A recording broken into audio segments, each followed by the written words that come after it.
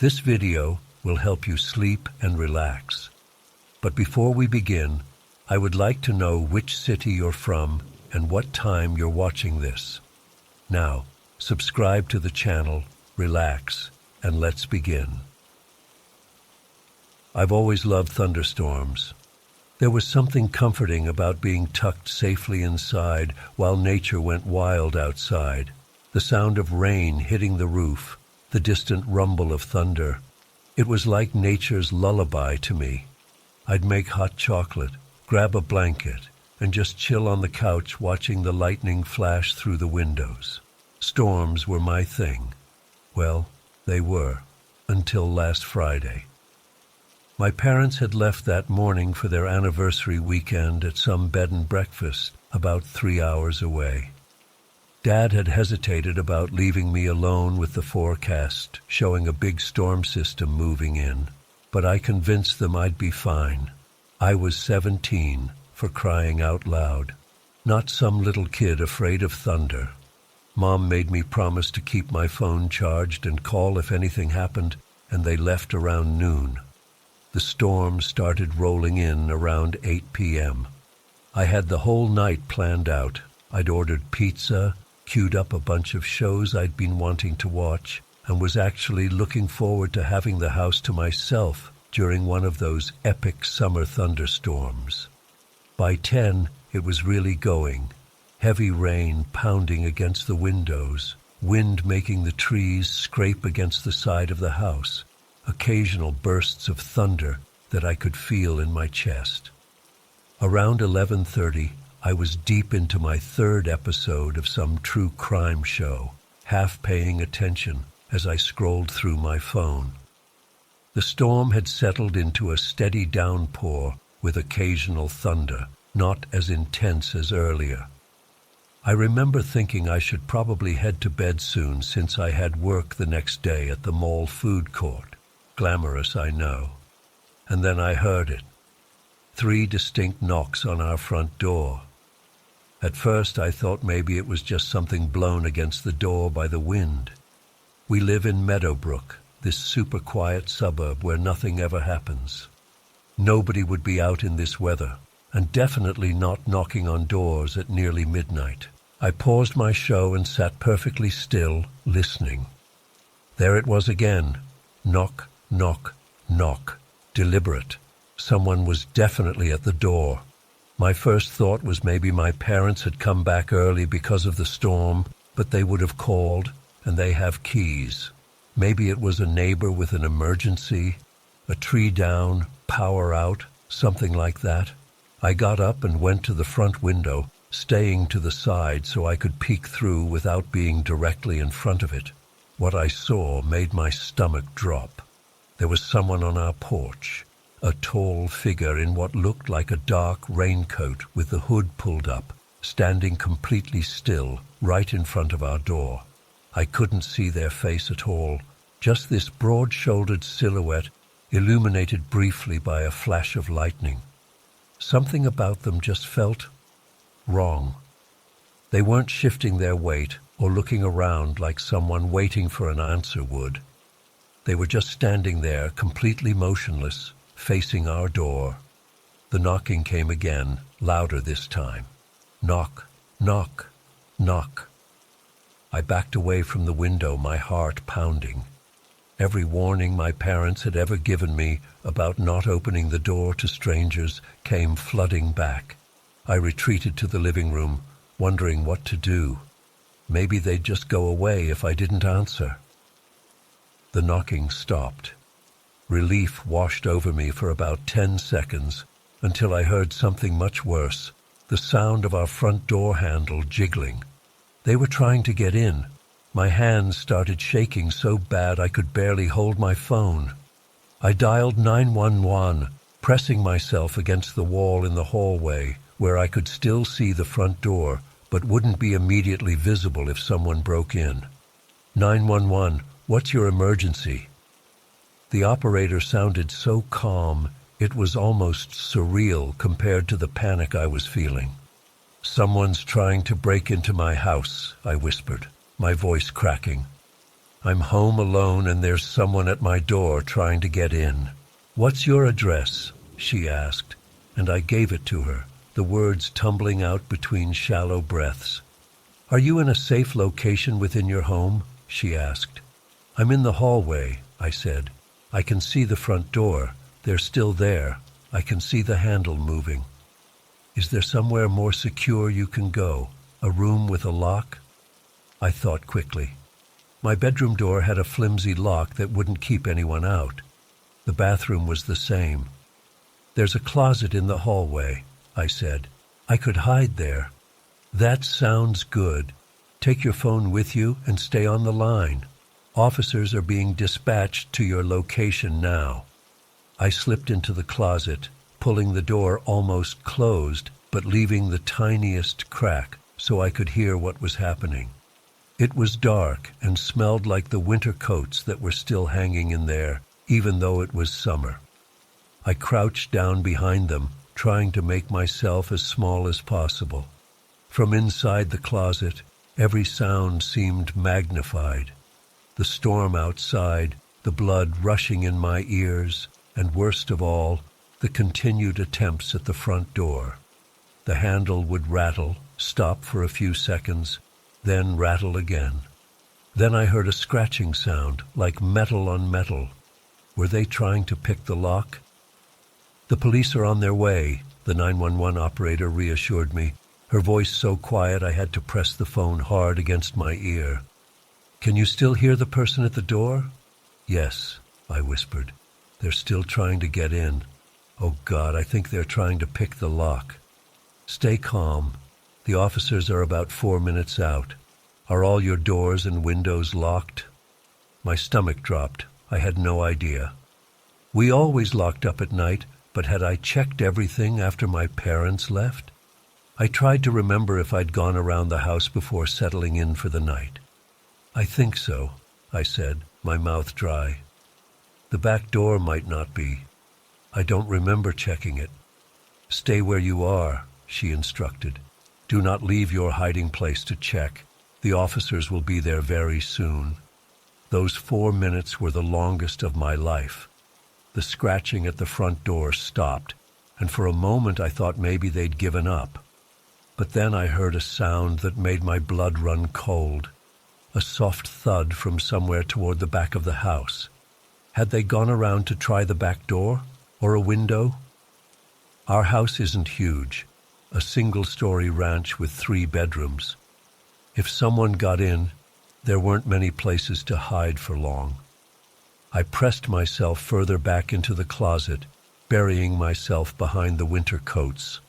My legs were cramping from crouching, but I was too terrified to move. I could hear my own breathing, too loud in the small space, and I tried to quiet it by breathing through my nose. Just when I thought I couldn't take the suspense anymore, I heard the most beautiful sound, sirens, getting louder as they approached our street. I hear the police, I whispered into the phone.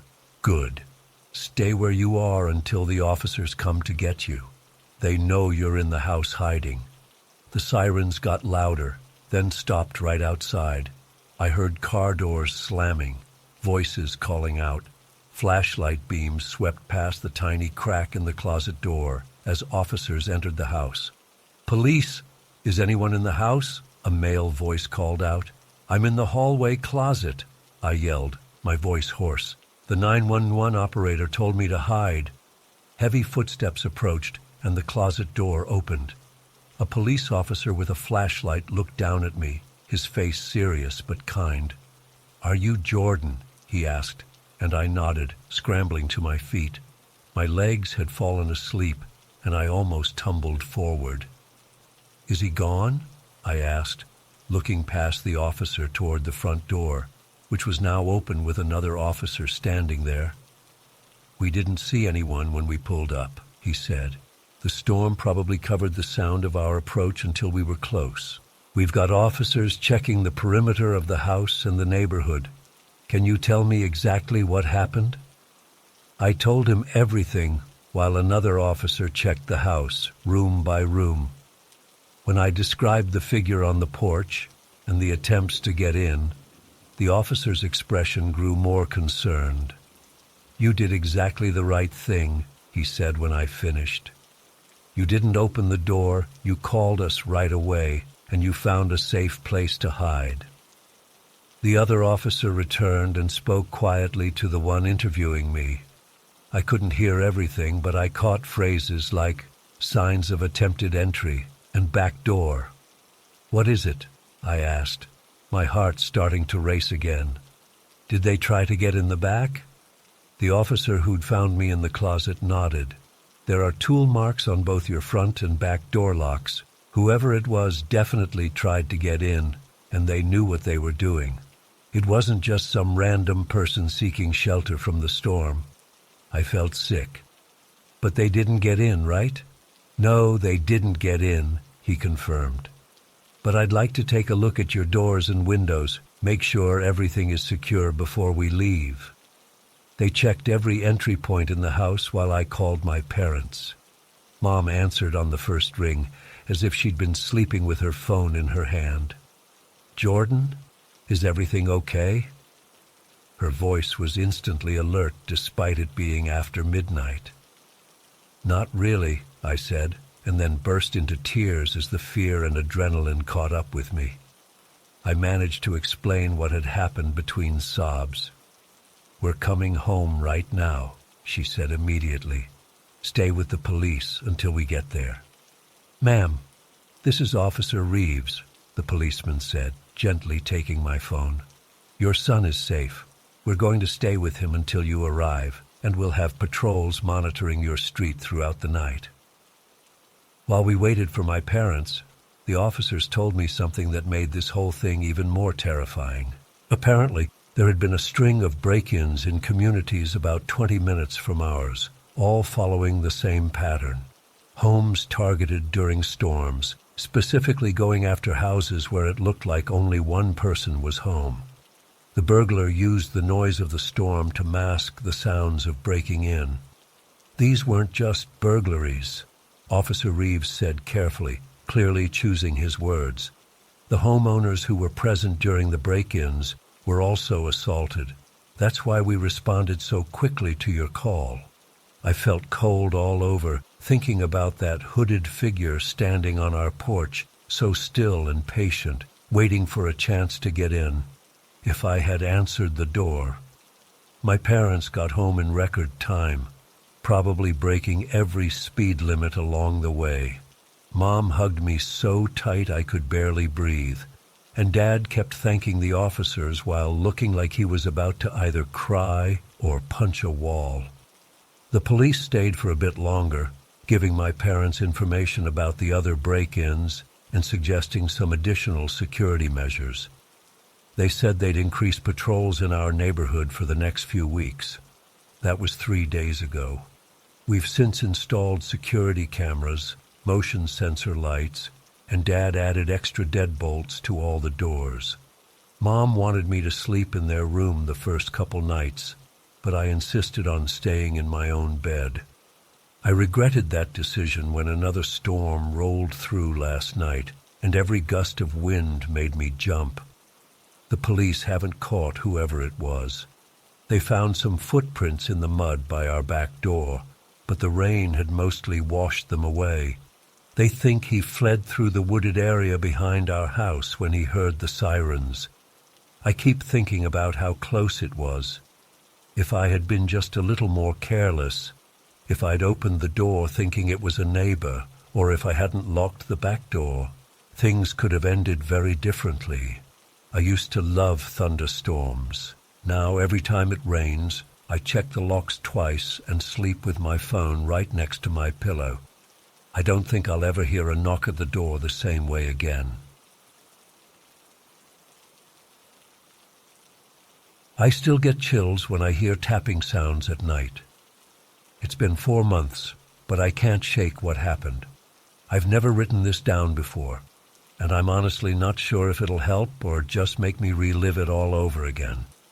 But here goes. I'm 13, and we live in this apartment building in Westbrook City, the kind where everyone sort of knows each other. You know, The lady who always has fresh cookies, the guy who helps carry groceries, that sort of thing. My parents have always told me how lucky we are to live somewhere so safe. That's why we picked this building, Casey, my mom would say. It's a community. Yeah, right. It happened on a Friday night last January.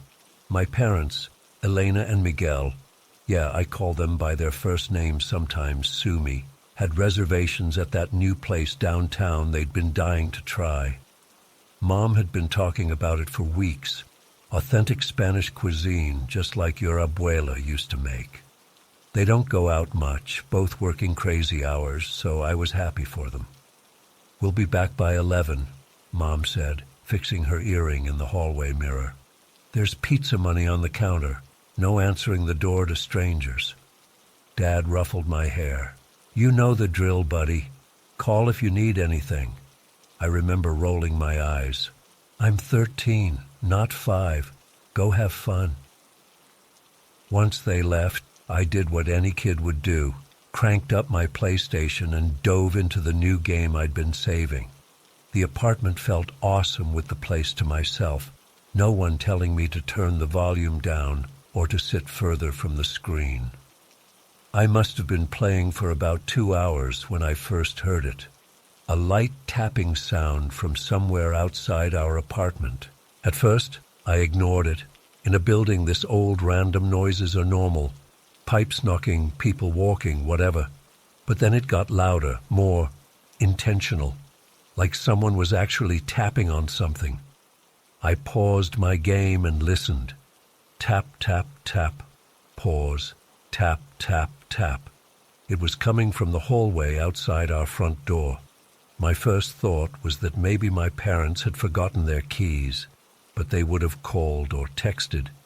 I checked my phone. Nothing.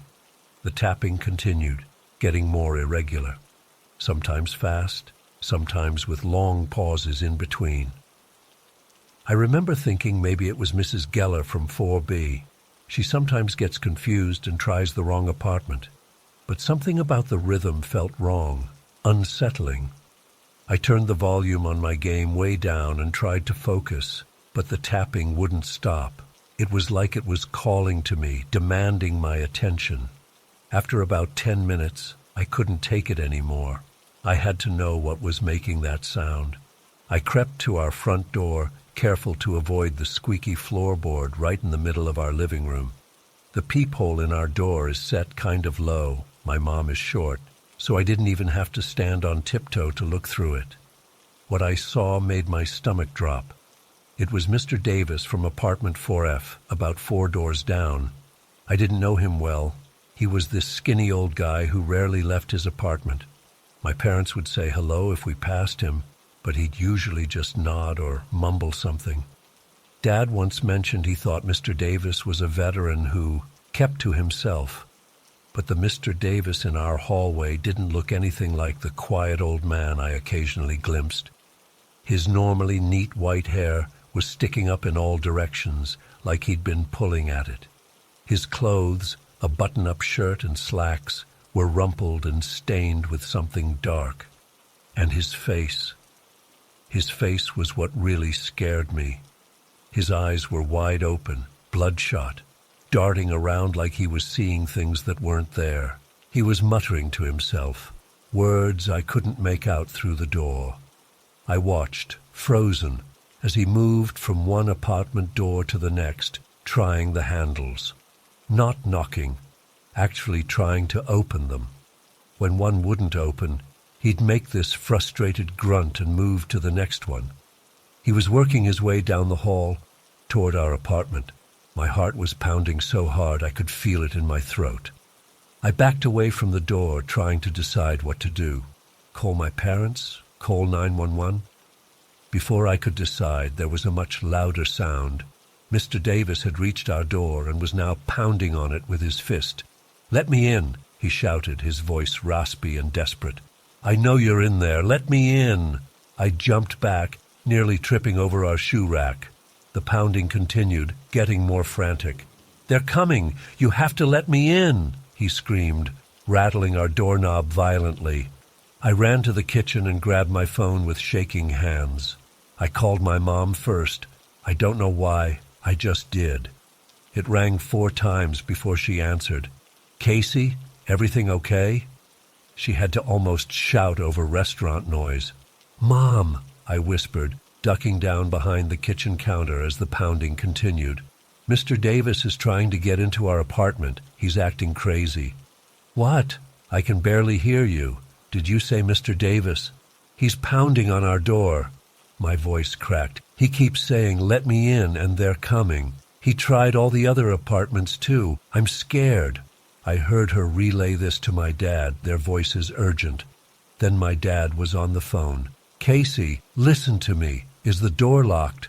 "Yes." "Good. Call 911 right now. We're leaving the restaurant, but it'll take us 20 minutes to get home. Call 911. Tell them exactly what's happening, and stay on the line with them. Find somewhere to hide until we get there. Understand?" "Yeah." "We'll be there as fast as we can. I love you." The call ended, and I dialed 911 with trembling fingers. The dispatcher answered immediately. 911, what's your emergency?" I tried to keep my voice steady. "Someone is trying to break into my apartment. I'm alone." I gave her our address and apartment number. "Are you somewhere safe right now?" she asked. "I'm in the kitchen. He's still banging on the door." "Is it someone you know?" "It's my neighbor, Mr. Davis, but he's acting really weird, scary. He keeps screaming that he needs to come in." "Okay, I'm sending officers right now. They should be there in about 5 minutes. Is the person trying to break down the door or just knocking?" As if on cue, there was a loud thud, like Mr. Davis had thrown his whole body against our door. "He's trying to break it down." My voice was a terrified squeak. "I want you to find somewhere to hide away from the door. Stay on the line with me. Can you do that?" I nodded, then realized she couldn't see me. "Yes." "Where are you going to hide?" I thought quickly. "My bedroom closet." "That's good. Go there now and stay quiet." I crept through the apartment, phone pressed to my ear, trying not to make a sound. The pounding continued, punctuated by Mr. Davis's shouts, which were getting more incoherent. Just as I reached my bedroom, I heard a sharp crack from the front door. "I think he's breaking the door," I whispered urgently. "The officers are almost there," the dispatcher assured me. "Just stay hidden." I slipped into my closet, pushing past hanging clothes to the very back corner where I kept my winter stuff. I pulled a heavy coat over me, trying to disappear underneath it. The smell of mothballs was suffocating, but I didn't care. From deep in my hiding spot, the sounds from the front door were muffled, but I could still hear Mr. Davis. His voice had changed, no longer demanding. Now it sounded like he was pleading, almost crying. "Please," I could hear him sob.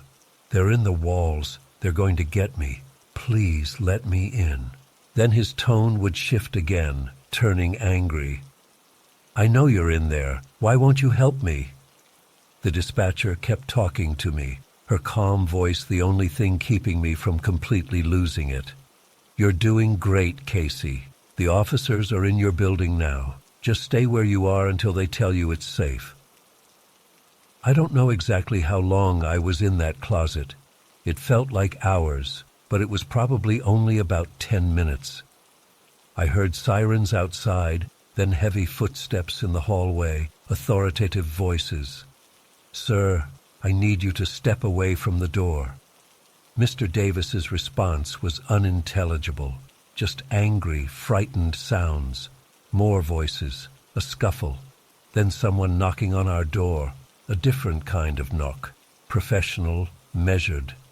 "Police, is anyone home?" I was too scared to move at first. What if it was a trick? What if Mr. Davis was making them say that? "Casey," the dispatcher said in my ear, "those are the officers.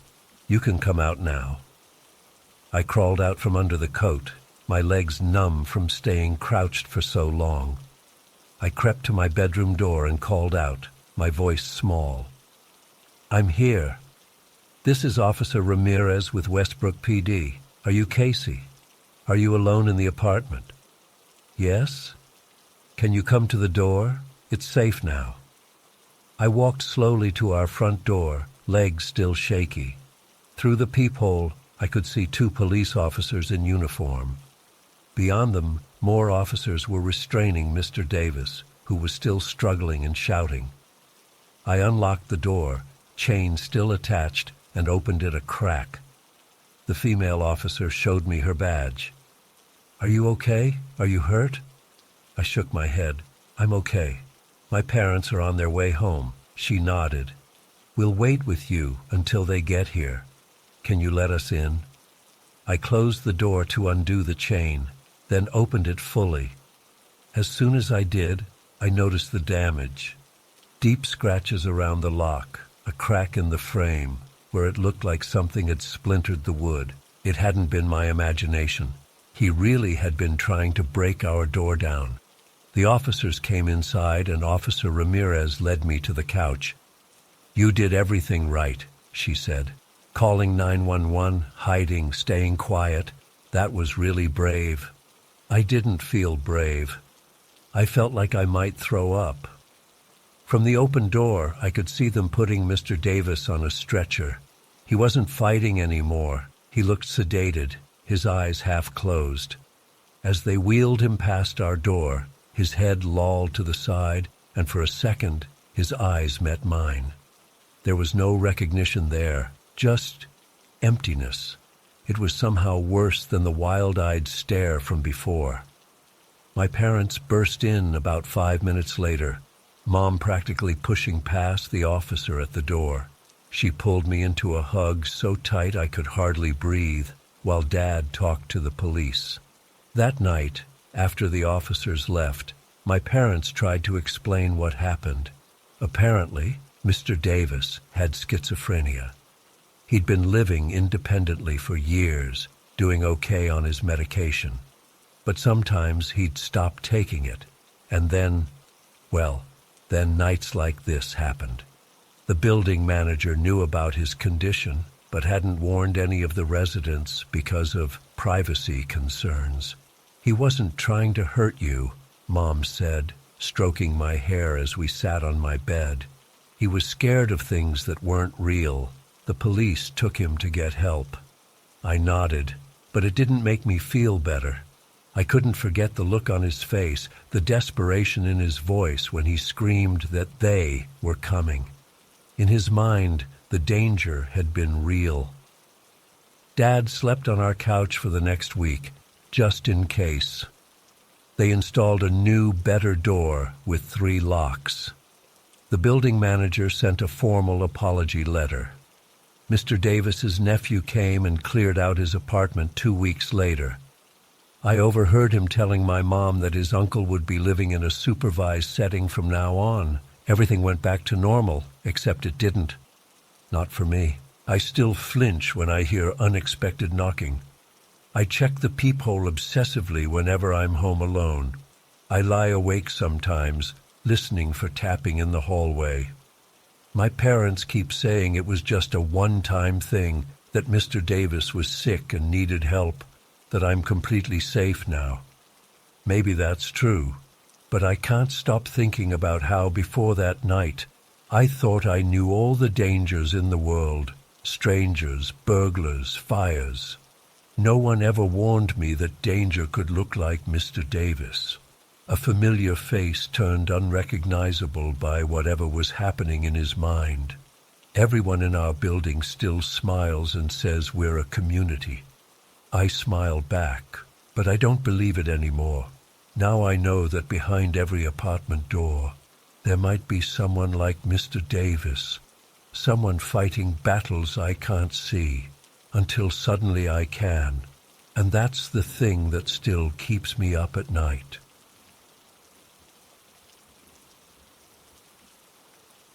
I've always loved having the house to myself. There's something freeing about walking around in your pajamas all day, eating whatever you want, watching whatever you want, without having to worry about anyone judging you. So when my parents told me they were going away for the weekend to visit my aunt in Columbus, I was honestly excited.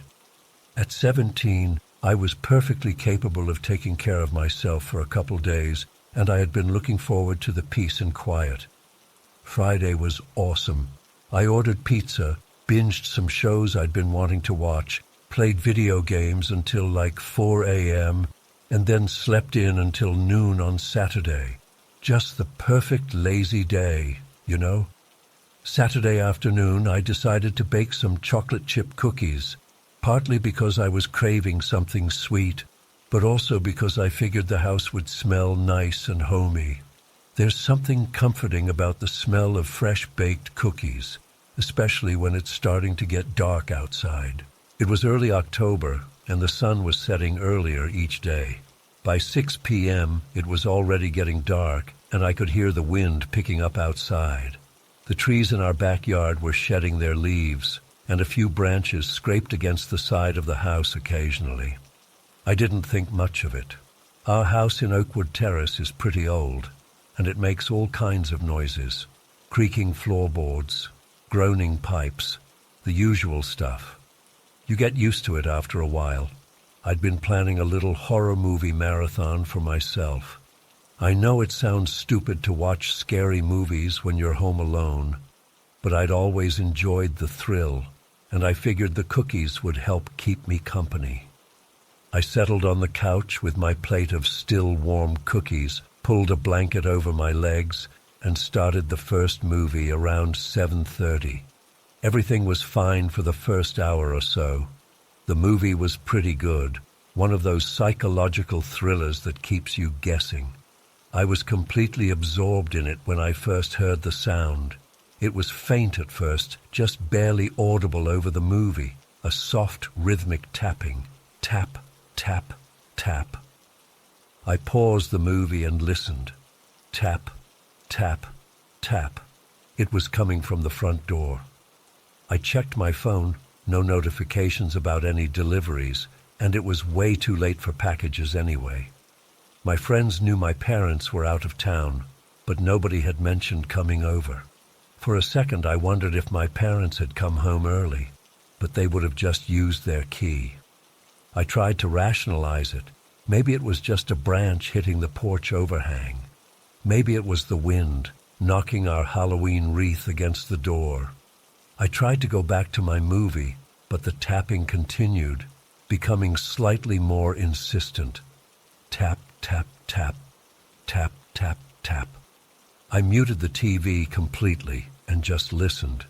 The sound was definitely coming from the front door, and it didn't have the random pattern you'd expect from a branch in the wind. It was deliberate. Someone was knocking. My heart started beating faster as I got up from the couch.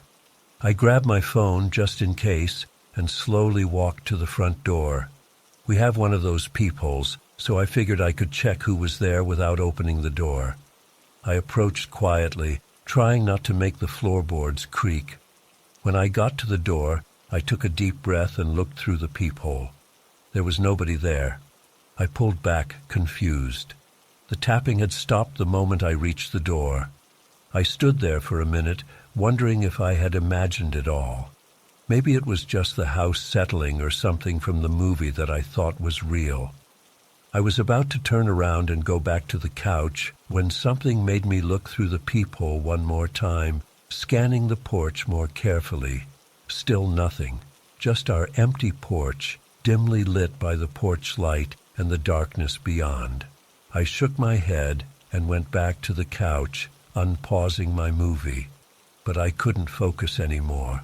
My ears were straining to hear any unusual sounds, and my eyes kept darting to the front door. I had just started to relax again, about 10 minutes later, when the tapping resumed. This time it was louder, unmistakable. Knock, knock, knock. Someone was definitely at the door. I paused the movie again and sat perfectly still, listening. The knocking continued, more insistent now. My throat felt dry as I called out, "Who is it?" My voice sounded smaller than I intended. No answer, just more knocking, slightly faster now. I grabbed my phone again and walked back to the door, this time turning on the hallway light before approaching. "Hello? Who's there?" I called out, louder this time. The knocking stopped. Silence. I looked through the peephole again, and this time I saw something that made my stomach drop. There was a figure standing on our porch. They were standing off to the side, just barely in view through the peephole. I couldn't see much, just a tall silhouette wearing what looked like dark clothing. Their face was obscured by some kind of hood. I stepped back from the door, my heart hammering in my chest. This wasn't right. People don't just show up at your door at night and stand silently on your porch. I considered calling my parents but didn't want to worry them if it turned out to be nothing.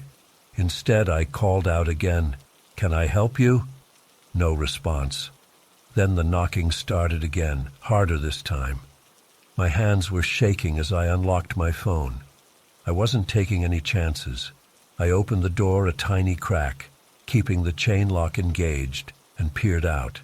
The figure was tall, probably 6 feet or more, wearing what looked like a dark jacket with a hood pulled up. I still couldn't see their face clearly. They didn't move or speak when I opened the door. "What do you want?" I asked, trying to keep my voice steady. They just stood there, silent, unmoving. I could feel them staring at me, even though I couldn't see their eyes properly. Something about their stillness was deeply unsettling. My instincts were screaming at me that something was very wrong.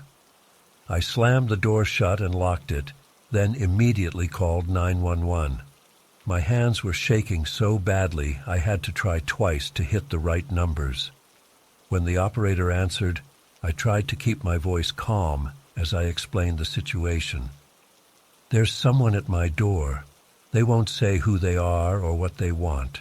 I'm home alone and I'm scared." The operator was reassuring, asking me for my address and telling me they'd send a patrol car. They asked if I could see the person, and I explained about the hooded figure on my porch. "Are all your doors and windows locked?" the operator asked. I hadn't even thought about that. "I think so," I said, suddenly realizing that I wasn't sure if I'd locked the back door after taking the trash out earlier.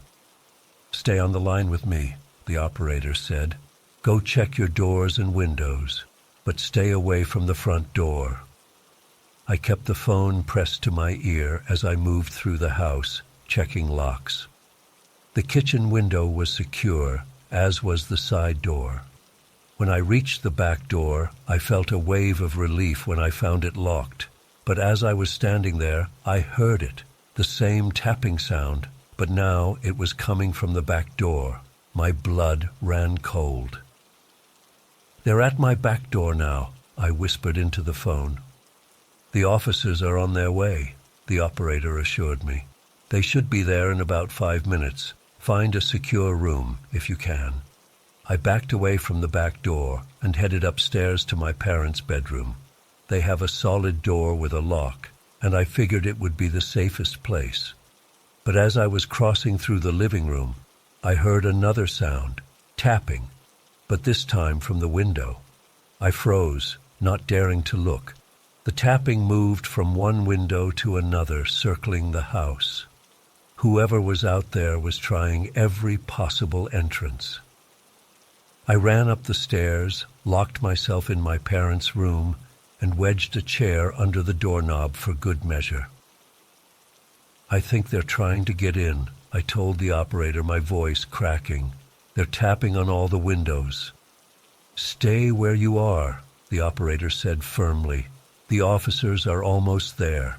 I crept to my parents' window, which overlooks the backyard, and peered cautiously through a gap in the curtains. What I saw nearly made me drop the phone. The figure was in our backyard, moving methodically around the house. They were trying each window, testing the locks. As I watched, they approached the back door again and took something out of their pocket. It looked like a piece of wire or a thin tool of some kind. They were trying to pick the lock.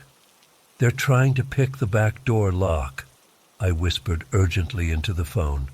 Please hurry. They'll be there any second, the operator promised. Can you describe the person? I squinted, trying to make out details in the darkness. Tall, wearing dark clothes, maybe a jacket. They have a hood up. I can't see their face. As if sensing they were being watched, the figure suddenly looked up, directly at the window where I was standing. I ducked down immediately, but it was too late. They had seen me. I heard rapid footsteps crossing the yard, and then silence. I stayed crouched below the window, hardly daring to breathe. The house was completely quiet for what felt like forever, but was probably only a minute or two. Then I heard it, the unmistakable sound of someone trying the handle on the back door, followed by a scraping noise that had to be them working on the lock again. I think they're about to get in, I whispered, panic rising in my throat. Just then, I heard another sound that made me weak with relief. Sirens in the distance getting closer. The operator heard them too. That's the patrol car, they said. They're almost there. Stay where you are until the officers tell you it's safe. The sirens grew louder, and I saw flashing lights reflecting on the walls of the bedroom. I stayed put, too terrified to move, until I heard car doors slamming and voices calling out. I crept back to the window and looked out. 2 police officers were in our backyard, flashlights sweeping across the property. But the hooded figure was gone. I stayed on the line as the officers checked around the house. They found evidence that someone had definitely been there. Muddy footprints on the porch and patio, and marks on the back door lock where someone had tried to pick it. One of the basement windows had been tampered with too, but thankfully it held. When they gave the all clear, I went downstairs to talk to them. They were kind but serious, taking notes and asking lots of questions. Had I seen this person before? Had there been any strange phone calls or other incidents? Did I know anyone who might want to frighten or harm me? I answered no to everything, which seemed to concern them even more. They increased patrols in the neighborhood that night and gave me their direct number in case the person came back. One officer stayed parked outside our house until my parents came home early the next morning. I'd called them right after talking to the police, and they'd immediately started driving back. The police never found the hooded figure. They checked for fingerprints but didn't find anything useful. They talked to the neighbors, but no one had seen anything suspicious. It was like this person had appeared out of nowhere just to terrorize me, then vanished into thin air. My parents installed a security system the following week, with cameras covering every entrance and motion-activated floodlights all around the house. I'm grateful for that, but I still can't shake the memory of those dark, persistent knocks and the image of that tall, hooded figure methodically trying to find a way into our home. The worst part was when I came face to face with them through the glass pane in our back door. For just a moment, before they realized I was watching from upstairs, I could see their eyes in the reflection from our patio light. They were dark and focused, filled with a cold determination that still haunts me. I don't know what they wanted, but I'm certain it wasn't anything good. I used to love being home alone. Now, even with the security system, I can't stand it. Every creak, every tap, every whisper of wind against the windows makes my heart race. I keep thinking about what might have happened if the police hadn't arrived when they did, or if I hadn't checked that back door lock in time. Sometimes at night, I still wake up thinking I hear that rhythmic tapping on my window. Tap, tap, tap.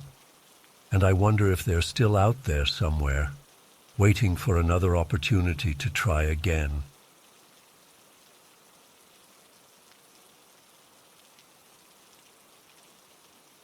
I've been debating whether to share this for months. Part of me hopes writing it down might help me process what happened, while another part worries you'll all think I'm crazy. But I need to tell someone who might understand, even if I still don't. Last winter, my 3 closest friends and I decided to treat ourselves to a week at Everwood Lodge in Pine Ridge. If you've never heard of it, Pine Ridge is this tiny mountain town that barely registers on maps, tucked away in the shadows of Mount Raven. The 4 of us, me, Anna, my roommate since college, Owen and David, all worked demanding jobs in the city, and we desperately needed to disconnect. Everwood Lodge seemed perfect from the website. This grand old building from the early 1900s, all warm wood and stone, perched on the mountainside with panoramic views. We splurged on it, justifying the cost by splitting it 4 ways and promising ourselves the luxury was worth it after the year we'd had. None of us are particularly into paranormal stuff. I've always considered myself pretty level-headed. I'm an accountant, for God's sake. I deal in certainties, in numbers that add up. We arrived on a Sunday afternoon. The drive up the mountain was gorgeous, but nerve-wracking. All switchbacks and steep drops with minimal guardrails. When we finally pulled into the lodge's circular driveway, I felt this weird mix of relief and something else. The building loomed against the bright blue sky, larger than it appeared in photos, with these massive timber beams and a roof that seemed to stretch forever.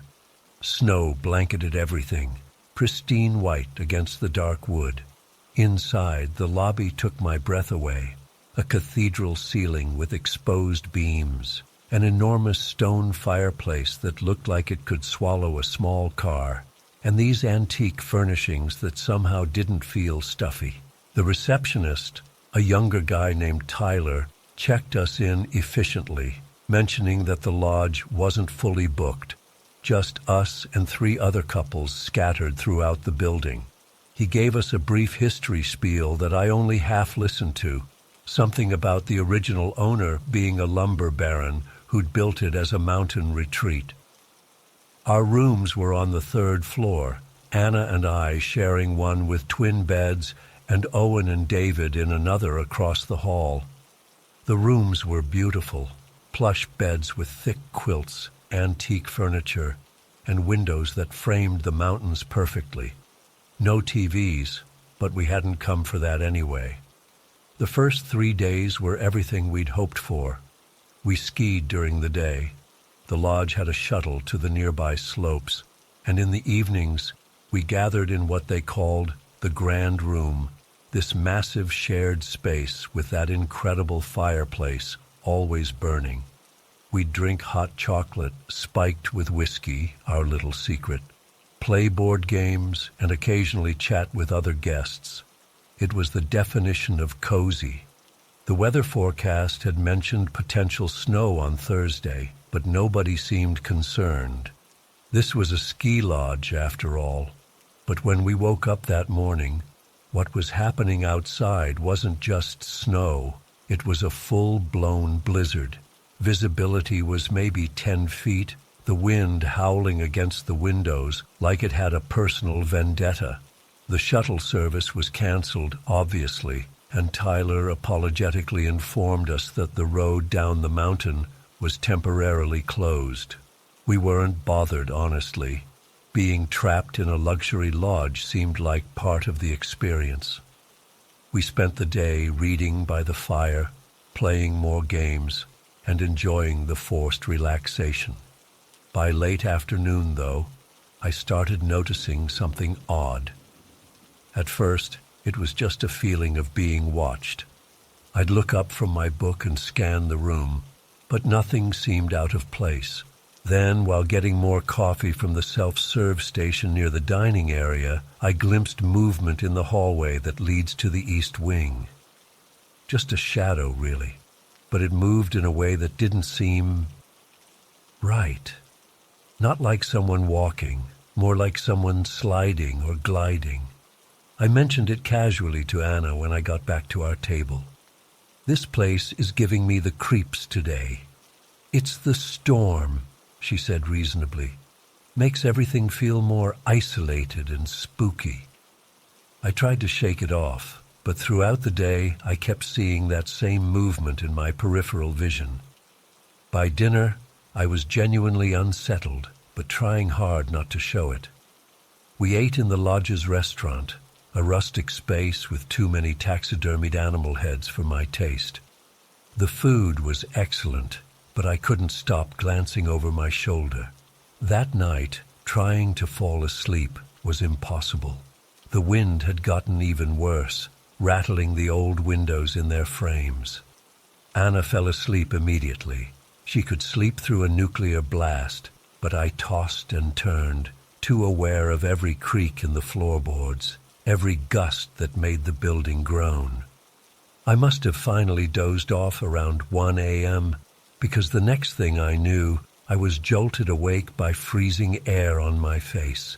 Our window had blown open, the heavy curtains whipping violently in the wind. But that's not what made my heart stop. There was someone, or something, outside our window. A figure, dark against the swirling snow. Just standing there, watching. We were on the 3rd floor. I froze, unable to move or scream.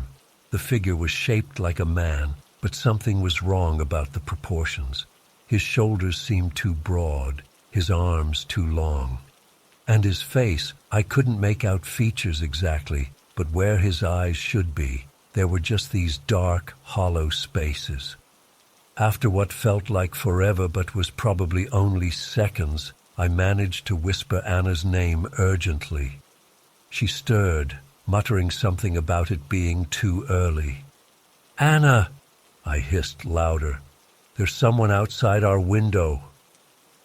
That got her up.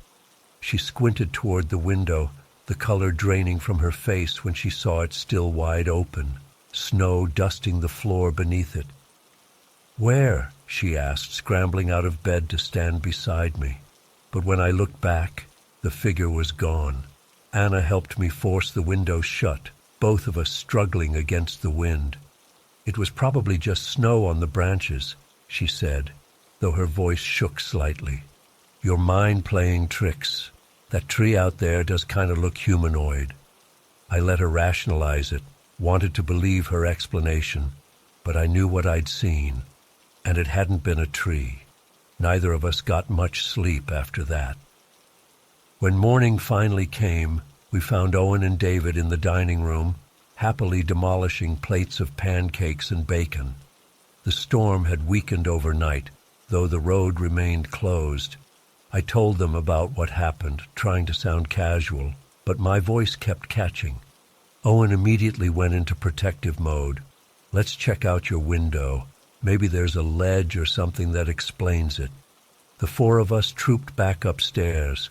In daylight, with my friends around me, I felt slightly foolish, but that feeling evaporated when we opened the curtains. Fresh snow covered everything, but there were indentations beneath our window, not footprints exactly, but disturbances in the snow, as if something had been standing there.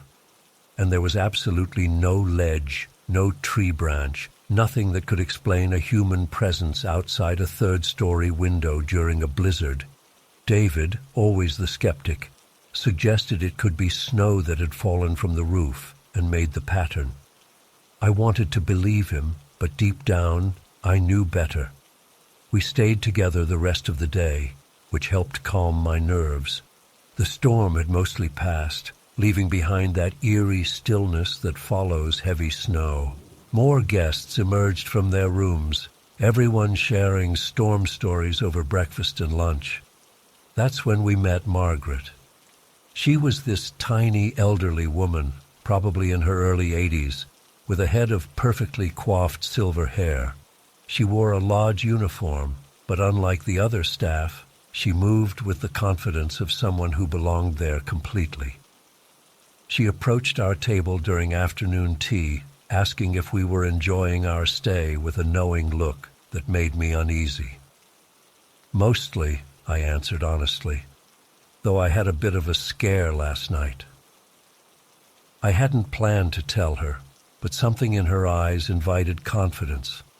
When I described the figure outside our window, she didn't look surprised or skeptical. She nodded slowly. Everwood has always had its permanent residents, she said quietly. Most of them are harmless, just lost souls from the mountain. Anna shifted uncomfortably. You're saying the lodge is haunted? Margaret's smile was gentle but sad. Every old place has its stories. Mountains take lives sometimes. Climbers, skiers, travelers caught in storms. Some of them find their way here afterward. The way she said it, so matter-of-fact, sent chills down my spine. Owen laughed awkwardly, trying to break the tension, but Margaret just patted my hand. Don't worry too much, dear. They rarely interfere with the living. Rarely. That word stuck with me. David tried to get her to elaborate, but she gracefully changed the subject, asking about our ski experience and recommending trails for when the slopes reopened. Before she left, she mentioned she'd worked at the lodge for longer than anyone remembers and invited us to find her if we needed anything. That night, we all stayed up late in the grand room, none of us particularly eager to go to bed. By midnight, we were the only ones still there, the fire burning low. When we finally couldn't keep our eyes open any longer, we made our way upstairs, the guys insisting on checking our room before we settled in. Finding nothing unusual, they went to their own room, and Anna and I climbed into our beds, leaving the bedside lamp on by unspoken agreement. Exhaustion quickly overtook me, and I fell into a deep sleep. I woke to cold. Not the sharp cold of an open window, but a pervasive chill that seemed to emanate from inside the room itself. The lamp still glowed, but it seemed dimmer somehow, its light not reaching the corners of the room. And in one of those corners he stood, the same figure from outside the window, but now I could see him clearly. An older man, maybe in his 60s, wearing clothes that looked like they belonged to another century. Heavy wool pants, a flannel shirt, suspenders. His beard was full but neatly trimmed, streaked with gray, and his eyes, they were exactly as I'd perceived before, not empty sockets exactly, but deeply sunken, filled with such profound sadness that it hurt to look at them. I couldn't move, couldn't scream, could barely breathe. He took a step toward me, and I noticed that his feet made no sound on the wooden floor. "Anna," I managed to whisper, my voice a barely audible croak. The figure stopped moving. He lifted one hand slowly, not threatening but almost pleading. His mouth opened as if to speak, but no sound came out. Then he pointed toward the window, his movement jerky and desperate. That's when Anna stirred beside me. She mumbled something, then shot upright when she saw my face. "Jess, what's wrong?" When I looked back at the corner, he was gone. The room immediately felt warmer. "He was here," I said, my voice breaking. "In our room." Anna didn't question me this time. She'd seen my face. We spent the rest of the night with all the lights on, sitting up in her bed, backs against the headboard, jumping at every creak and groan of the old building. At the first hint of dawn, we packed our bags. We didn't care that we'd paid for 3 more nights, or that we'd have to explain to Owen and David. We were leaving. We found the guys at breakfast, looking groggy, but considerably less traumatized than we felt. They were disappointed, but understanding when we said we wanted to cut the trip short. The road had been plowed overnight, so there was nothing stopping us from leaving. As we checked out, Margaret appeared behind the reception desk, though I hadn't seen her there initially. She looked at our bags and nodded knowingly. "You're leaving because of him," she said, not a question. "You know about him?" I asked, my voice barely steady. She sighed deeply. He's been here a long time, since before I started working here. Who is he? A guide, I think. From the early days, there was an accident. A group got lost in a storm. She paused, her eyes distant. He's sorry about something. That's all I know. I wanted to ask more, but part of me desperately didn't want any additional information. I just wanted to leave. As we loaded our luggage into the car, I looked back at the lodge one last time. For a split second, I thought I saw him standing at our window, that same pleading gesture. But then a cloud passed over the sun, changing the light, and there was nothing there. The drive down the mountain was tense and quiet. None of us knew what to say. Even David, who'd been the most skeptical, seemed shaken by my account of what happened during the night. It's been 8 months since our stay at Everwood Lodge. I still have nightmares about that figure, his hollow eyes, his silent plea. I've researched the history of the lodge, looking for stories about lost climbing parties or guides who failed to bring their groups back safely. There are several possibilities, but nothing definitive. What haunts me most isn't fear anymore. It's the feeling that he wanted to tell me something important, that he needed help. Sometimes I wonder if I should have stayed, should have tried to understand. But then I remember those eyes, that impossible presence outside a third-story window, and I know I made the right choice. I don't think I'll ever go back to Everwood Lodge, but sometimes on stormy nights, I wake up feeling watched, and I wonder if perhaps a small part of whatever haunts that place followed me home. I still can't shake what happened at Whitetail Resort 3 weeks ago. I've tried talking to my therapist about it, but she keeps steering the conversation toward stress-induced hallucinations and group anxiety. Typical explanations when someone doesn't want to believe you. But I know what we experienced was real. I need to get this down somewhere before I start doubting myself.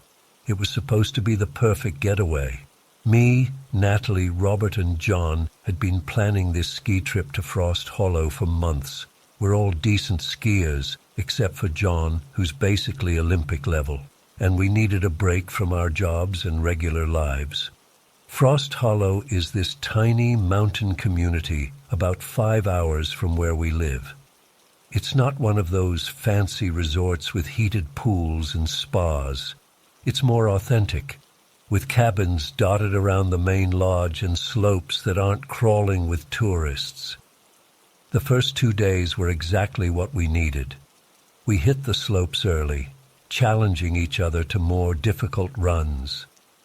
In the evenings, we'd gather in the lodge, warming up by the massive stone fireplace with hot drinks and maybe a few too many spiked ones. John kept bragging about this black diamond run called Devil's Drop that he'd conquered, trying to convince us to try it the next day. "Come on, it's not that bad once you get past the first steep section," he insisted, his cheeks flushed from the cold and probably the 3 beers he'd downed. That was John, always pushing for more excitement, more adrenaline. By the morning of the 3rd day, there were whispers about an incoming storm, but the staff assured everyone it wouldn't hit until late evening. The sky was clear when we started, just a distant gray smudge on the horizon. We decided to make the most of our day, planning to hit as many runs as possible before the weather changed. Around noon, I noticed the wind picking up. The temperature dropped suddenly. You know, that sharp, biting cold that makes your lungs hurt when you breathe in too deeply. The sky darkened faster than seemed possible, and within an hour, light snow started falling. By 1 p.m., it was a full-on blizzard. The snow was coming down so hard you could barely see 20 feet ahead. That's when the announcement came over the loudspeakers. All skiers needed to return to the lodge immediately. The storm had accelerated unexpectedly, and conditions were becoming dangerous. We were halfway down Moose Trail, a blue run that curved through a section of forest. Robert looked nervous, and Natalie was already turning her skis toward the main path. But John had that look in his eyes, the one he gets when he sees an opportunity for adventure. "Guys, I know a shortcut," he said, pointing toward a narrow path branching off into a denser section of trees. "It'll get us down twice as fast." "Is that even an official trail?" Robert asked, squinting through his goggles at the unmarked path. "Of course it is," John replied too quickly. "The locals use it all the time. The resort keeps it off the maps to prevent overcrowding. I should have known better. We all should have.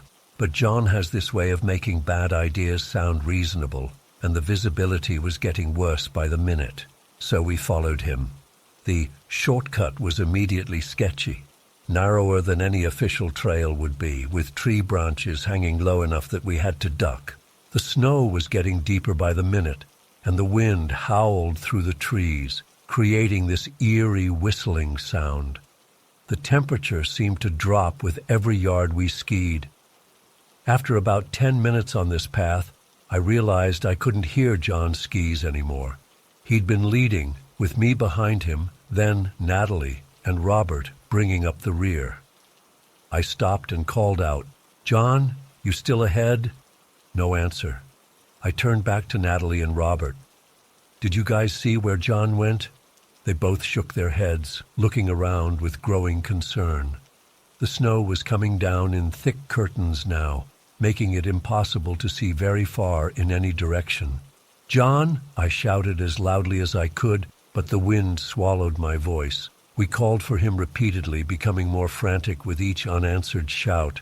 "He must have gotten further ahead than we realized," Robert said, though he didn't sound convinced. We pushed forward, hoping to catch up to him, until we reached a fork in the path. There was no sign which way John might have gone. "Left," Natalie decided after a moment of hesitation. "The right fork goes uphill. John wouldn't go back up." The left path took us deeper into the forest. The trees grew closer together, creating a claustrophobic tunnel effect. The wind was slightly less intense here, but the snow was deeper, making it harder to maintain speed. My legs were burning from the effort, and anxiety churned in my stomach. Just when I was about to suggest turning back, Natalie pointed ahead. "Look, a cabin." Through the curtain of snow, I could make out the dark shape of a small wooden structure. It wasn't marked on any of the trail maps we'd studied, but at that moment it looked like salvation. We skied toward it, hopeful that John might have taken shelter there. The cabin was older than I expected, weathered gray wood with a sagging roof covered in at least 2 feet of snow. The door wasn't locked, just stuck from the cold. Robert had to put his shoulder into it to push it open. The interior was a single room with a small wood stove, a rickety table with 2 chairs, and an old cot in the corner.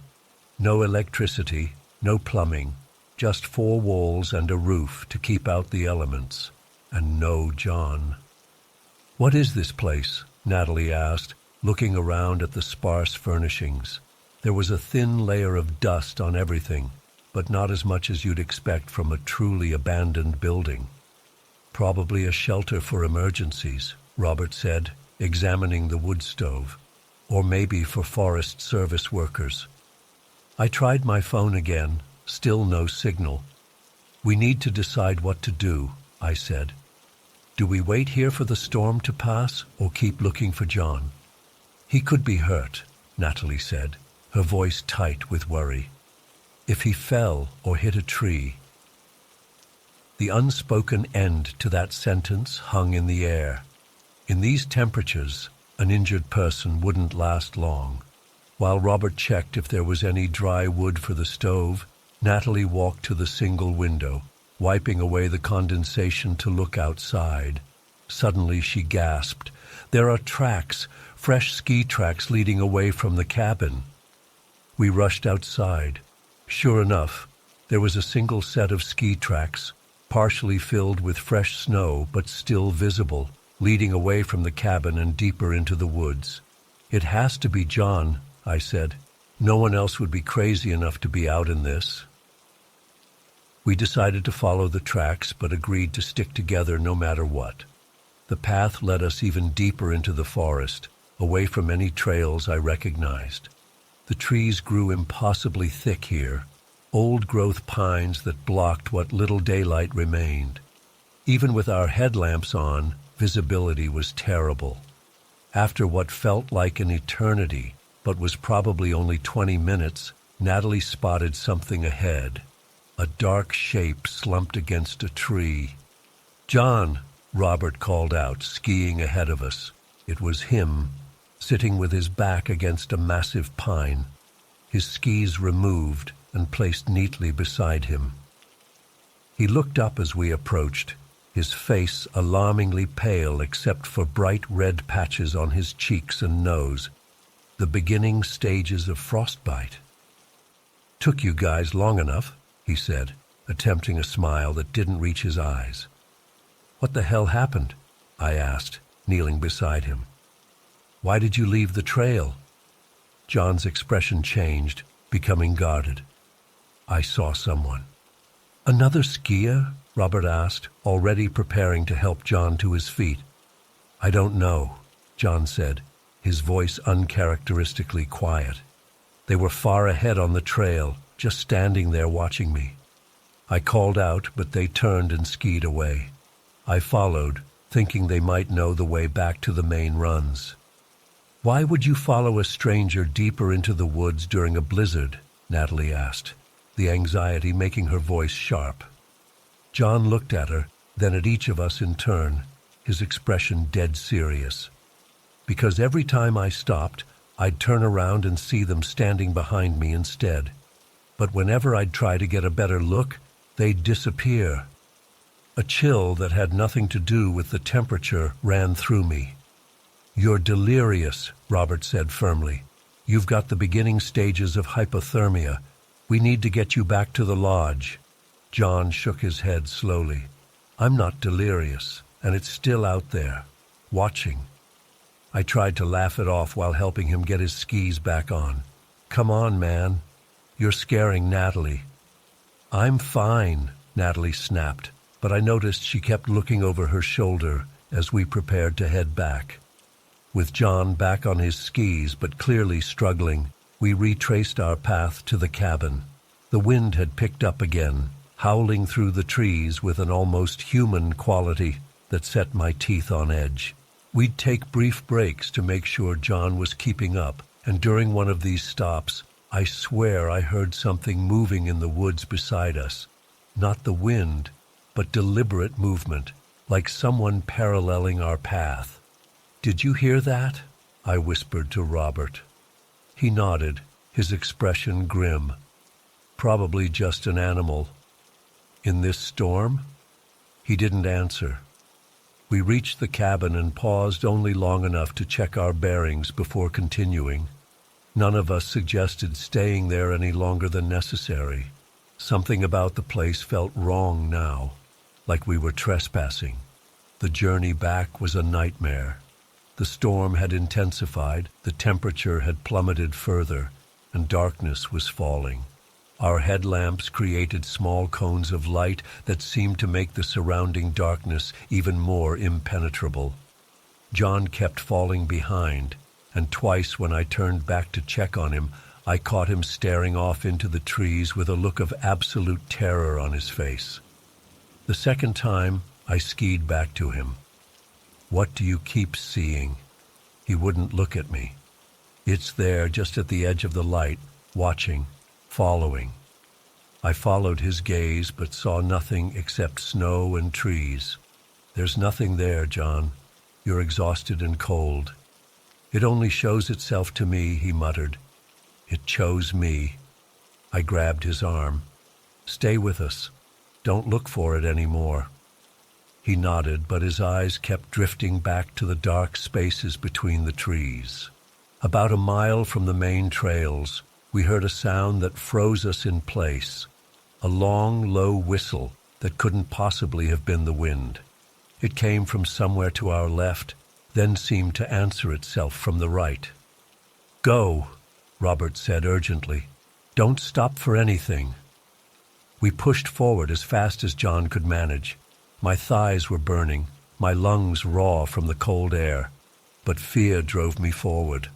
The whistling continued, always just out of sight, sometimes sounding like it was right behind us. When we finally spotted the lights of the lodge in the distance, the relief was overwhelming. As we approached, we saw search and rescue teams preparing to head out, equipped with snowmobiles and emergency gear. One of the team leaders rushed toward us. "Are you the group from Cabin 6? We've been trying to reach you for hours." We were hustled inside, separated for medical checks, and bombarded with questions. The resort staff seemed genuinely concerned, but also evasive. When I mentioned the abandoned cabin, one of the older staff members exchanged a look with the manager that I couldn't interpret. Once we were deemed stable, John needed treatment for mild hypothermia and beginning frostbite. But the rest of us were just exhausted and cold. We were brought hot drinks and seated in a quiet corner of the lodge. The resort manager, a man named Mike, who looked to be in his 60s, sat down with us. "I want to apologize for your experience today. The storm arrived much faster than anyone predicted." "What about that unmarked trail?" Robert asked. "And the cabin? Shouldn't those be on your maps?" Mike hesitated. "The path you took isn't part of the resort. It leads to old logging territory. We have signs posted at all the boundaries." "There weren't any signs," Natalie insisted. "The storm may have obscured them," Mike said smoothly. "As for the cabin, it's an old Forest Service shelter. It hasn't been maintained in years." "Someone's been maintaining it," I said. "It wasn't falling apart inside." Another pause. "Some of the locals might use it for hunting season." John, who had been silent until now, looked directly at Mike. "What about the figure I saw? The one that was following me?" Mike's expression changed subtly. "What figure?" John described what he'd experienced. As he spoke, I noticed an older man who had been sweeping nearby slow his work to listen. When John finished, Mike gave a practiced smile. "The combination of exhaustion, cold, and stress can play tricks on the mind.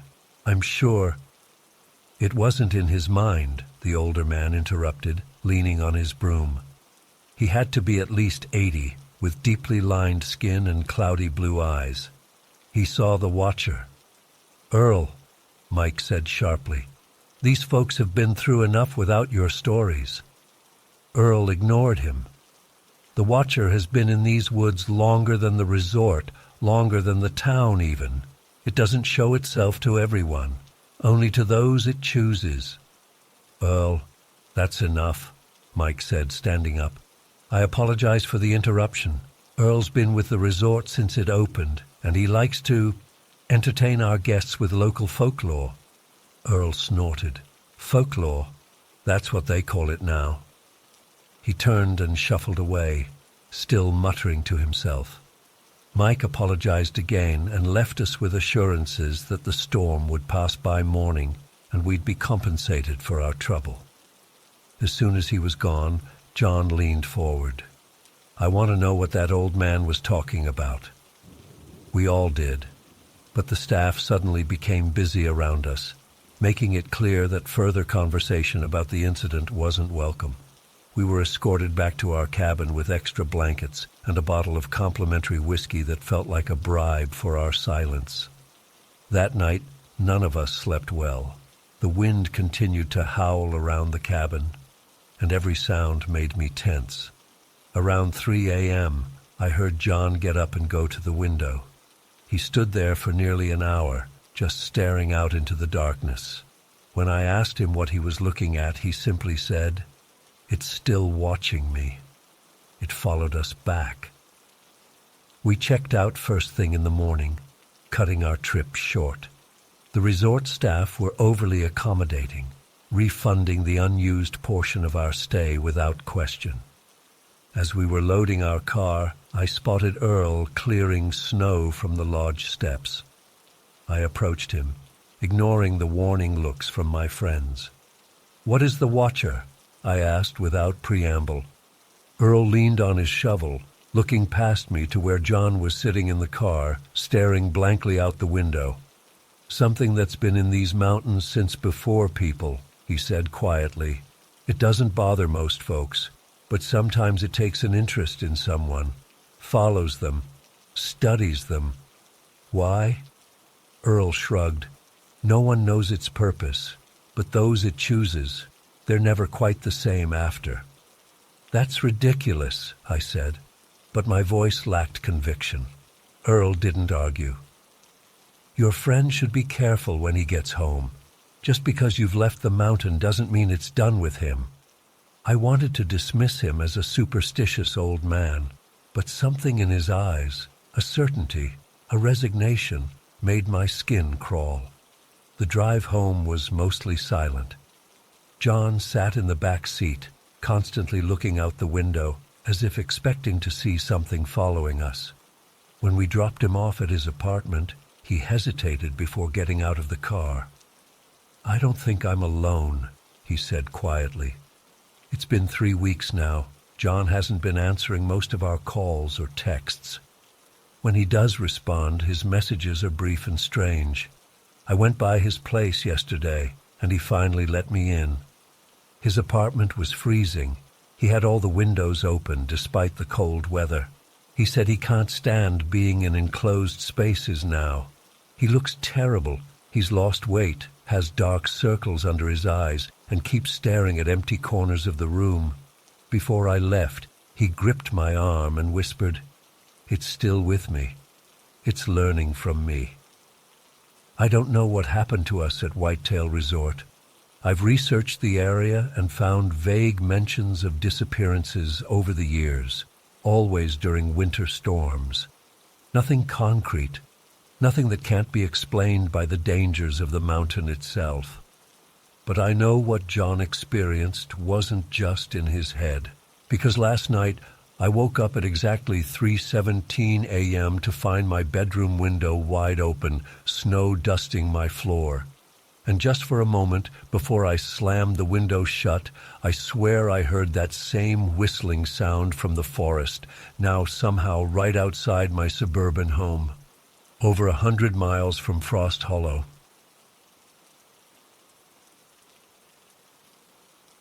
I still get chills every time it snows.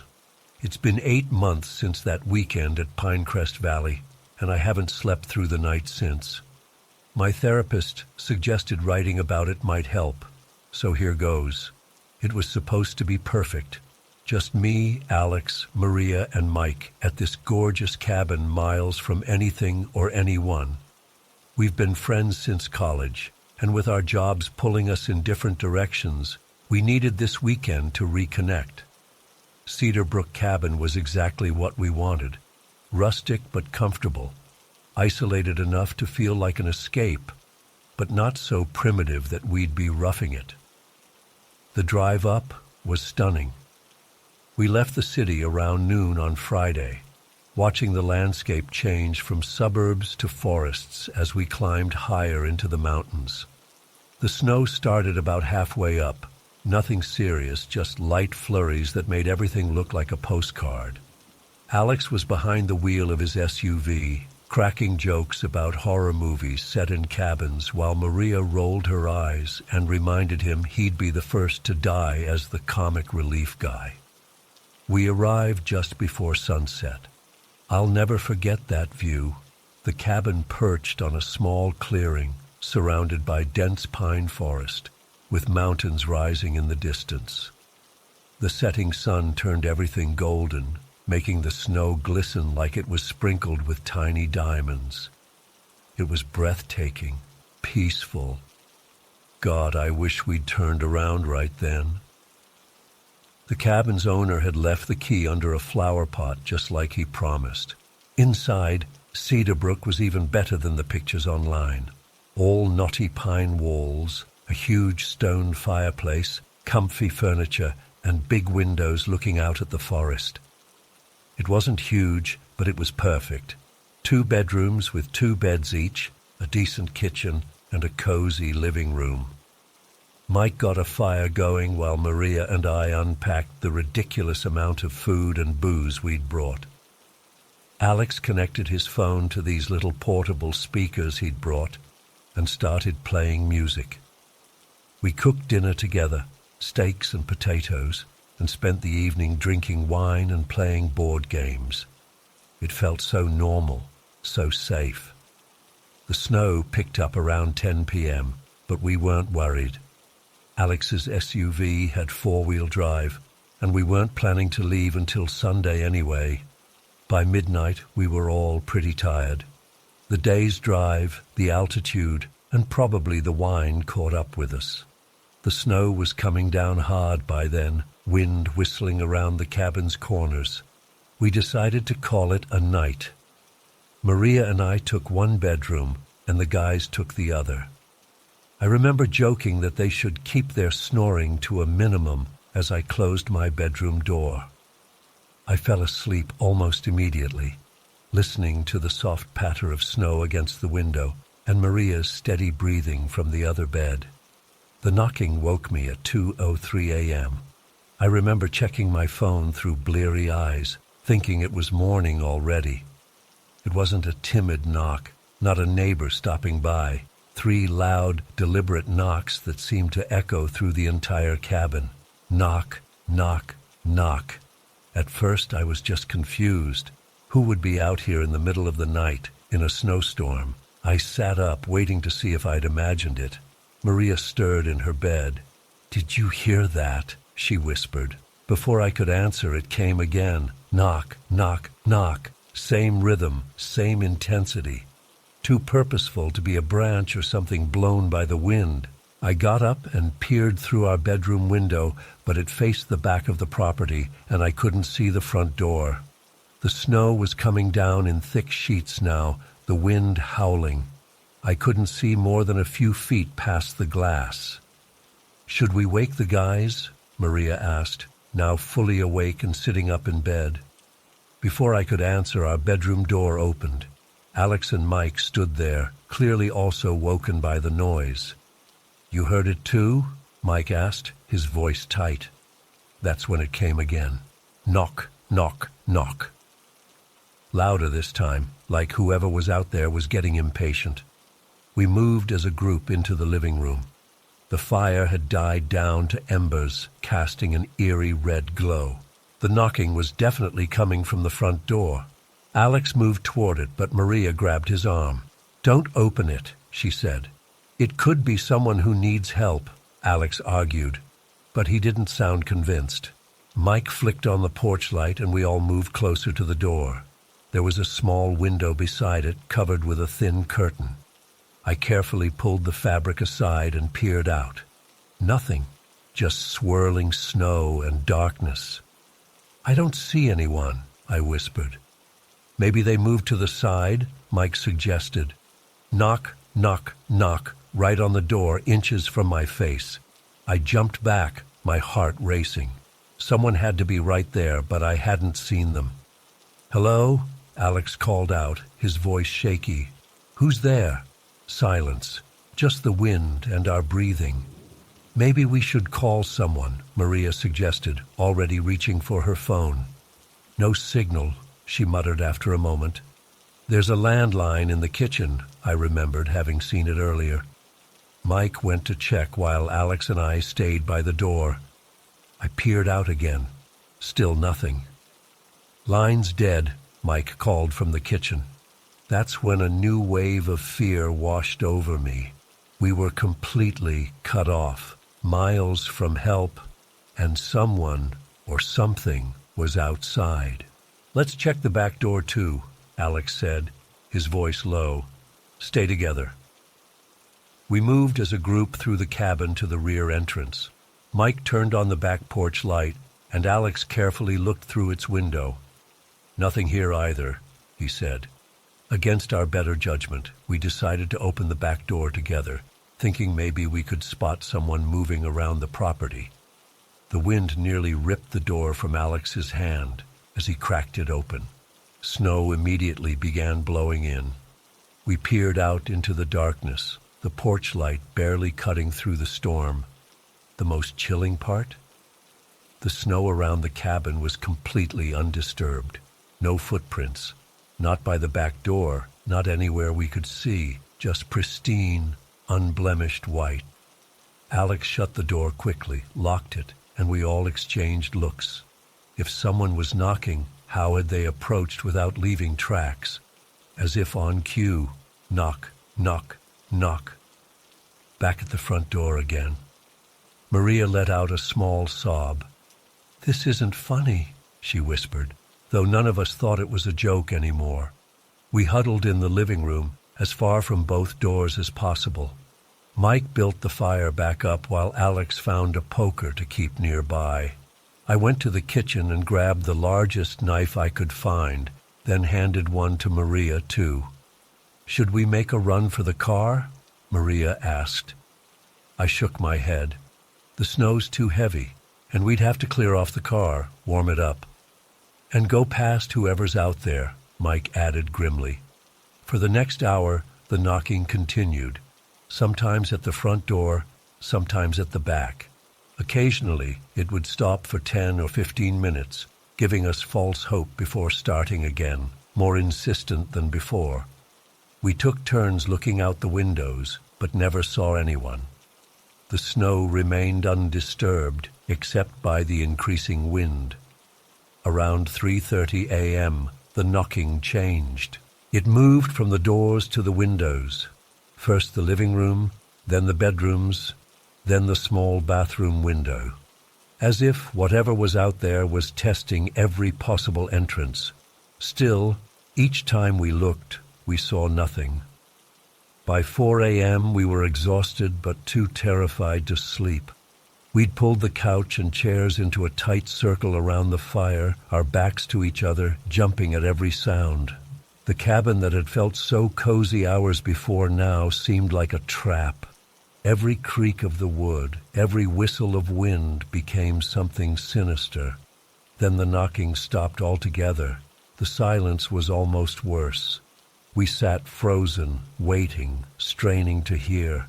For about 15 minutes, there was nothing but the sound of the fire and the storm. Then we heard it, soft at first, but unmistakable. Footsteps on the roof, slow, deliberate steps, moving from one end of the cabin to the other. The weight of each footfall made tiny snow showers dislodge past the windows. The sound was directly above us, methodical, unhurried. Step, pause, step, pause. "What the actual fuck?" Alex whispered, his face pale in the firelight. The footsteps continued their slow journey across the roof, sometimes stopping for several seconds before continuing. It wasn't an animal. The steps were too heavy, too purposeful.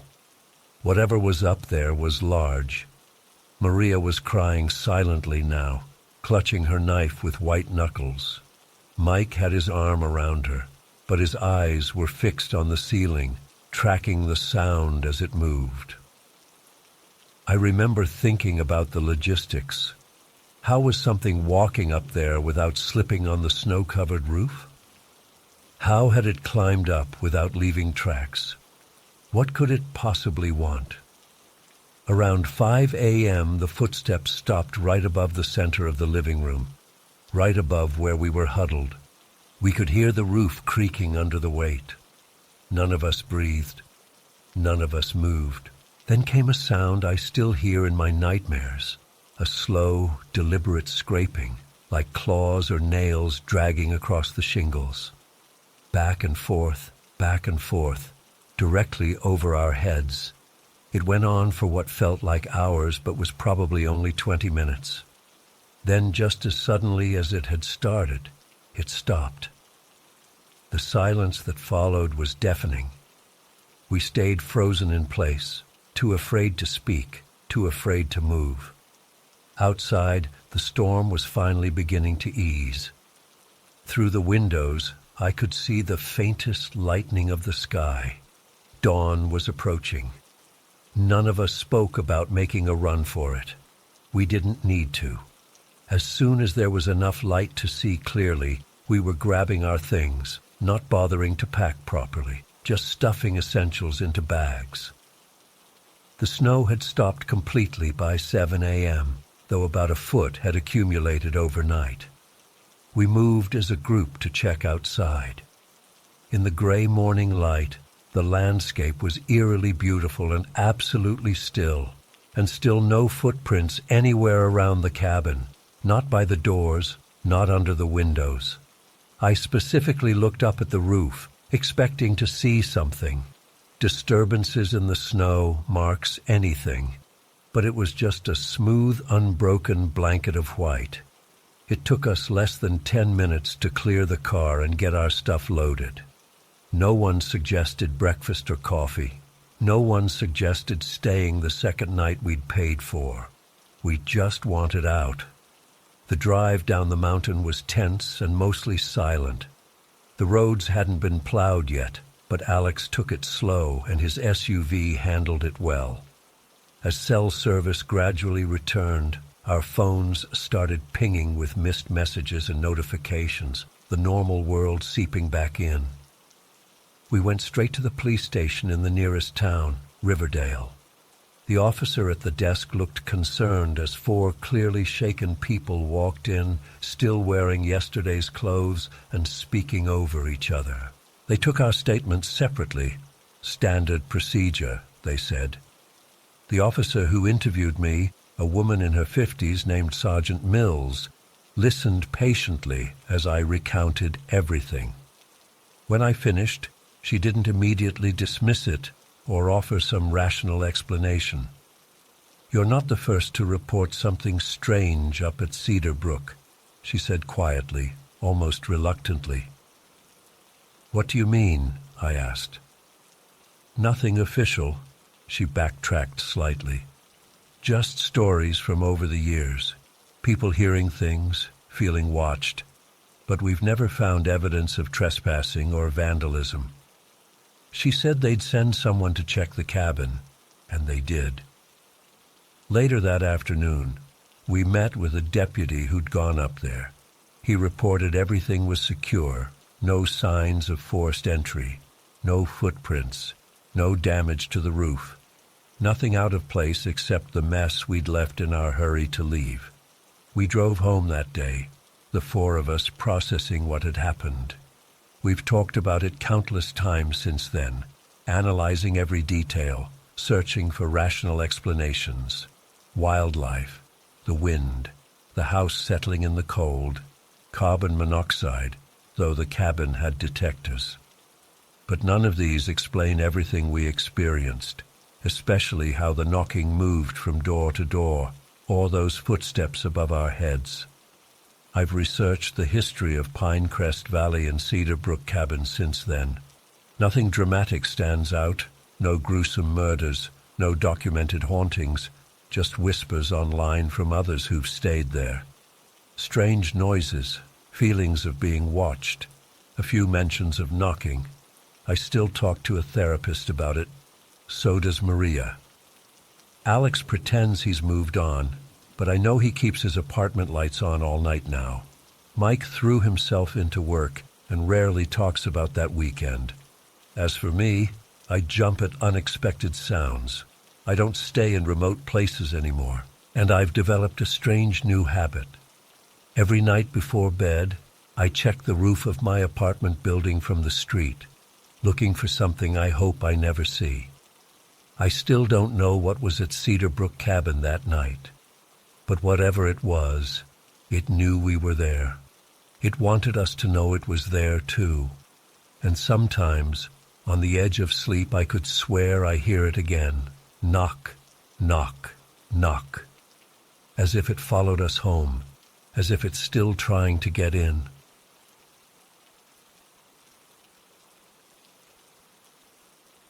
I've been sitting on this experience for almost 3 months now, trying to convince myself it was just my imagination or some weird hallucination from altitude sickness. But I can't shake it. I need to tell someone, even if you all think I'm crazy. I've been skiing since I was 7. It's always been my escape, the one place where my anxiety disappears and I feel completely free. When my college friends suggested a week at Shadow Peak Resort in the Rockies, I jumped at the chance. It was me, my roommate Jen, her boyfriend Chris, our mutual friends Matt and Lisa, and Matt's cousin Ryan, who was visiting from Australia. We pooled our money to rent this gorgeous cabin that was advertised as secluded mountain living with modern comforts. That description was half right. It was definitely secluded, about an hour's drive from the nearest town on winding mountain roads. The modern comforts part was a stretch, though. The Wi-Fi barely worked, cell service was spotty at best, and the heating system made these weird clanking noises that woke me up the first couple nights. But none of that mattered because the location was absolutely perfect. The cabin sat on a ridge overlooking this stunning valley, with the main resort area visible in the distance. We could literally ski from our front door down to the main lifts if we wanted to. The first day was everything I'd hoped for. Fresh powder from a snowfall 2 days earlier, clear blue skies, and that crisp mountain air that makes you feel like your lungs are being cleansed with every breath. We spent the entire day exploring different runs. I remember standing at the summit of Falcon Ridge, the highest point at Shadow Peak, watching my friends laugh as Ryan face-planted trying to take a selfie. Everything felt so normal, so perfect. That night, we did what any group of friends does after a day on the slopes. We drank. We had this massive stone fireplace in the living room, and we gathered around it passing a bottle of whiskey Matt had brought. The cabin creaked and settled around us, and outside the wind picked up, whistling through the trees surrounding us. That's when Matt, always the one trying to freak everyone out, started telling us about the frozen tracks. According to him, about 15 years ago, a skier disappeared during a major storm at Shadow Peak. Search and rescue followed his tracks into the forest, but they just stopped. Not like he'd fallen into a ravine or anything. They just ended in a flat clearing. They never found a body. Matt claimed the resort staff don't talk about it, but locals say sometimes people see ski tracks appearing from nowhere and leading into the forest during storms. If you follow them, they always end in the same clearing. And if you're there at the right moment, you'll see the missing skier, still searching for his way home. We all laughed it off. Lisa threw a cushion at Matt and told him he was full of crap. I remember making some joke about how every mountain has some version of that story. But I couldn't help noticing how the shadows from the fire seemed to stretch a little longer across the cabin walls after that story. The next day, the weather changed dramatically. We woke up to heavy cloud cover and that eerie mountain silence that comes before a big snow. We still hit the slopes, but by early afternoon, the wind picked up and visibility dropped to basically nothing. The resort announced they were closing the upper lifts due to safety concerns, so we headed back to the cabin around 2 p.m. The storm intensified throughout the evening. I'm talking howling winds that made the whole cabin creak and groan. The power flickered a few times, but thankfully stayed on. We played cards, drank more of Matt's whiskey, and tried to ignore the worsening weather. Around midnight, I started feeling claustrophobic. I get that way sometimes. Too many people, too much noise, too much alcohol. I needed air. I grabbed my coat and stepped out onto the front porch, ignoring Jen asking where I was going. The storm had calmed slightly. It was still snowing heavily, but the wind had died down. There was this incredible stillness to everything, the kind you only get when fresh snow is absorbing all sound. The world felt muffled and distant. That's when I noticed them. Ski tracks, leading from the side of our cabin into the forest, fresh ones cutting a clean line through the new snow. At first, I thought maybe one of us had gone out earlier and I just hadn't noticed. But when I looked closer, I realized these weren't from our modern skis. They were narrower, like the old-school straight skis from decades ago, and they were a single set, one person, heading into the woods in the middle of a snowstorm. I stood there for several minutes, staring at those tracks. Every rational part of my brain was screaming at me to go back inside, to forget about it. But there was this pull, this undeniable curiosity. Who would go skiing, alone, into dense forest during a storm at midnight? I went back inside just long enough to grab my flashlight and pull on my boots. I didn't tell the others. They were deep in some drinking game and probably wouldn't have let me go. Or worse, they would have all come along, loud and drunk, ruining any chance of what? I wasn't sure what I was hoping to find. The snow was still coming down as I followed the tracks. My flashlight beam bounced through the falling flakes, creating this disorienting snow globe effect that made depth perception nearly impossible. The forest got thicker the farther I went, the trees pressing in around me. I remember thinking it was strange how the tracks never wavered, a perfectly straight line, no turns or hesitations, even when the terrain changed or obstacles appeared. I'm not sure how long I walked. 20 minutes? 30? Time felt warped. My fingers were going numb despite my gloves, and my face stung from the cold. I was just about to turn back when the trees suddenly opened up into a clearing. The tracks led straight to the middle of this perfectly circular opening in the forest, and then just stopped, just like in Matt's stupid story. One moment the tracks were there, cutting through the snow, and the next, nothing. As if whoever made them had simply vanished or been plucked from the earth. I swept my flashlight around the clearing, looking for any sign of where the skier might have gone. That's when the light started flickering. Not the gradual dimming of dying batteries, but erratic pulses, like something was interfering with it.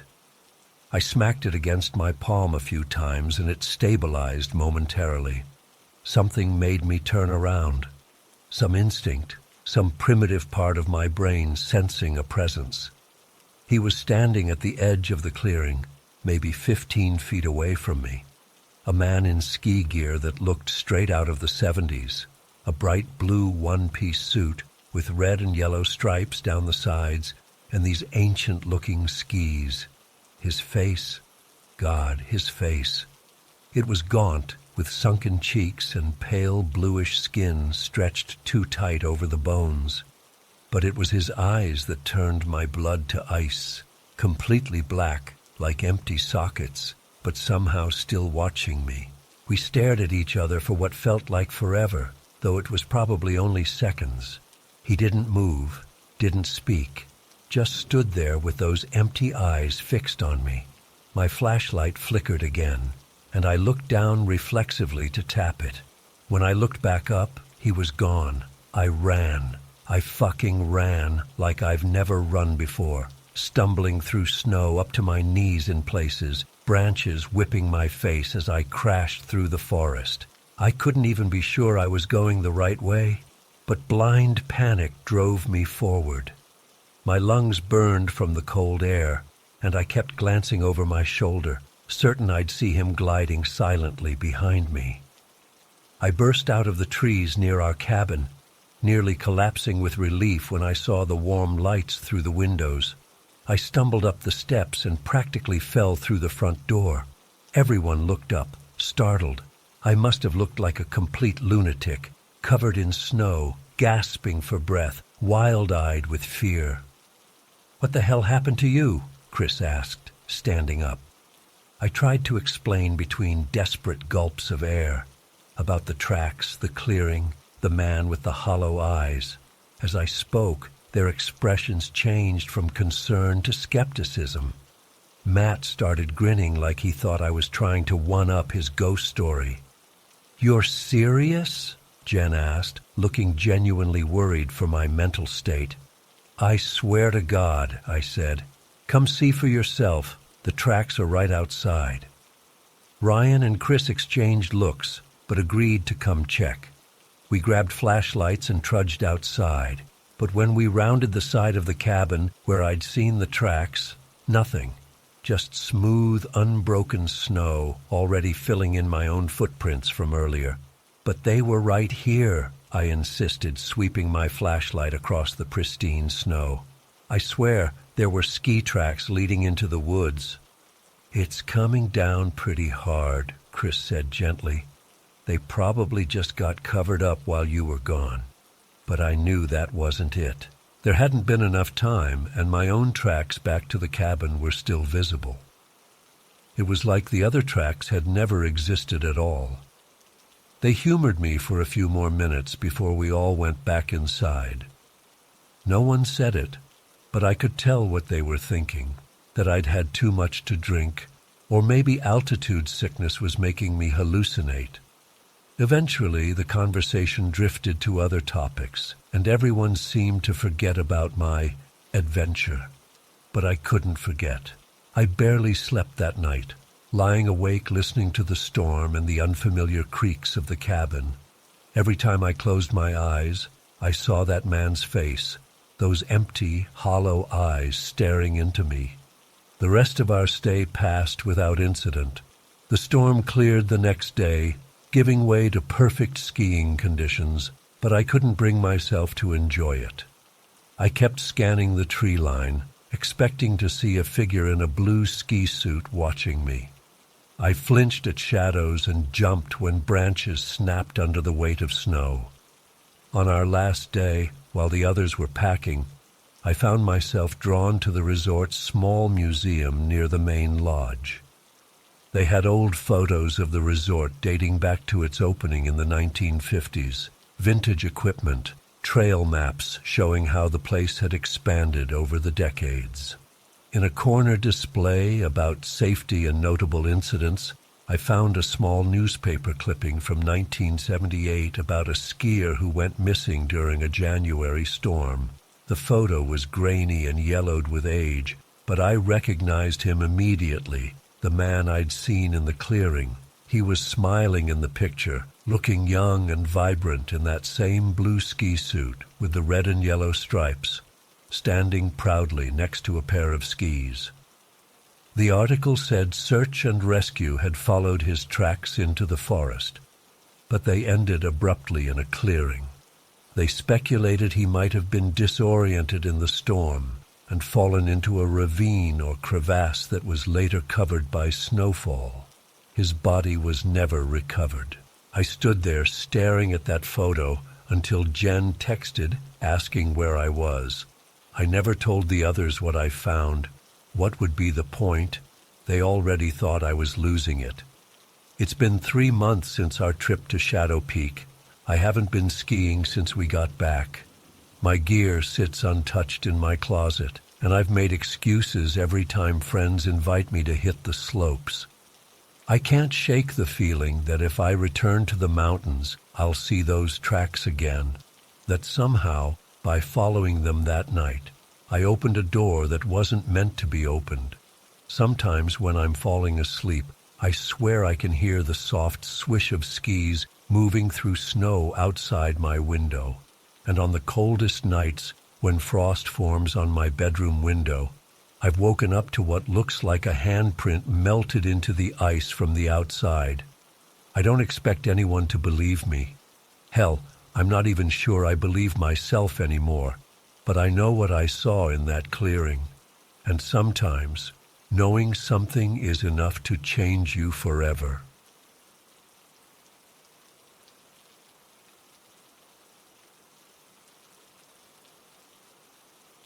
I still can't believe I'm even typing this out. It's been months, but every creak in the ceiling still makes my heart stop.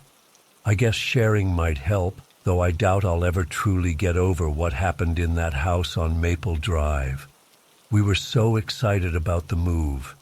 Dad got a promotion that finally let us afford a bigger place, and Mom kept going on about how Oakwood Heights was such a nice neighborhood with good schools.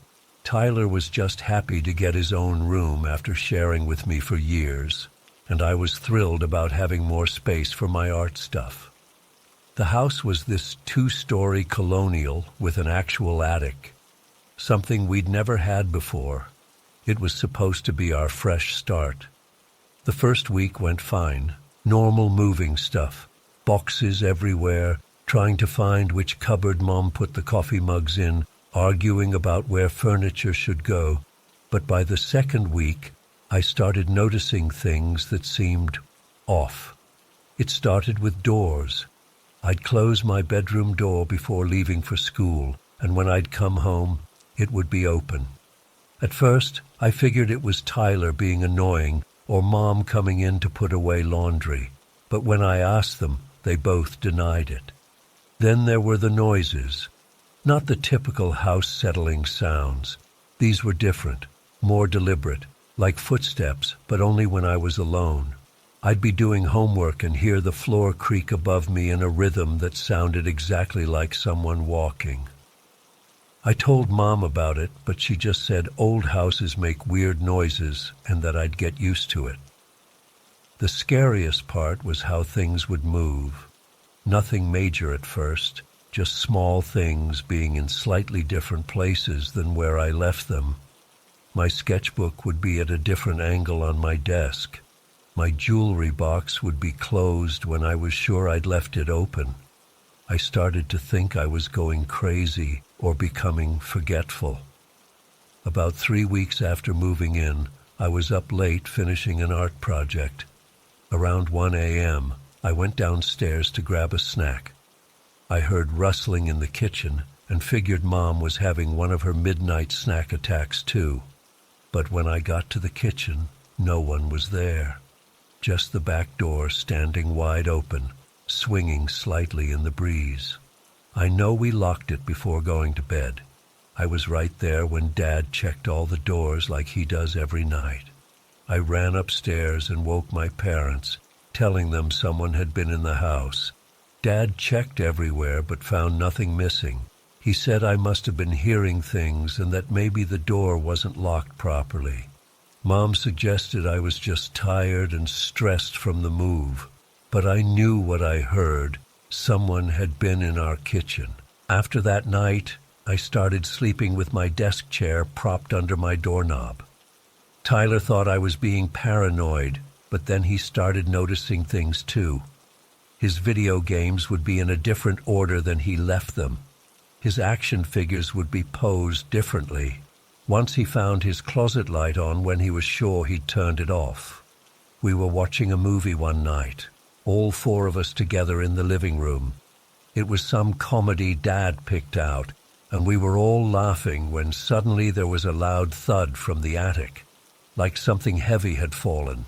Then, clear as day, what sounded like footsteps, dragging slightly, moving from one side of the attic to the other.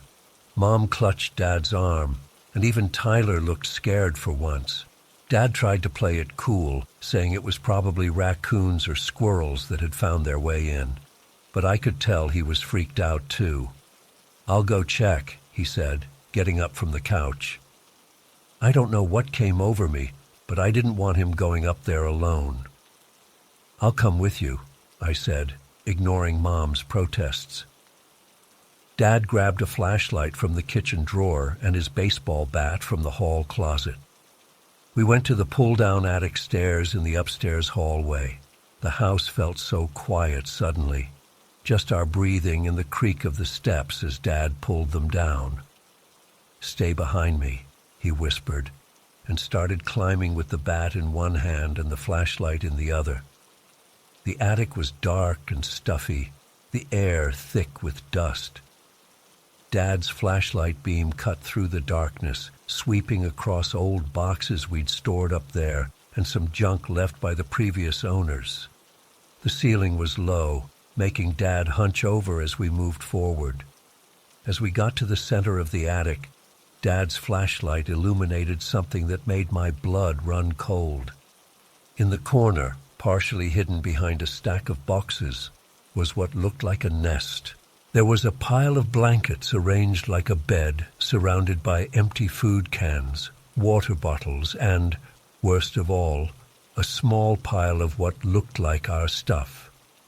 I recognized one of my missing hair ties and a notebook I thought I'd lost during the move. There was even one of Tyler's action figures. But what hit me hardest was seeing a hoodie that had disappeared from my closet the week before, folded neatly beside the makeshift bed. Someone had been taking our things. Someone had been living in our attic.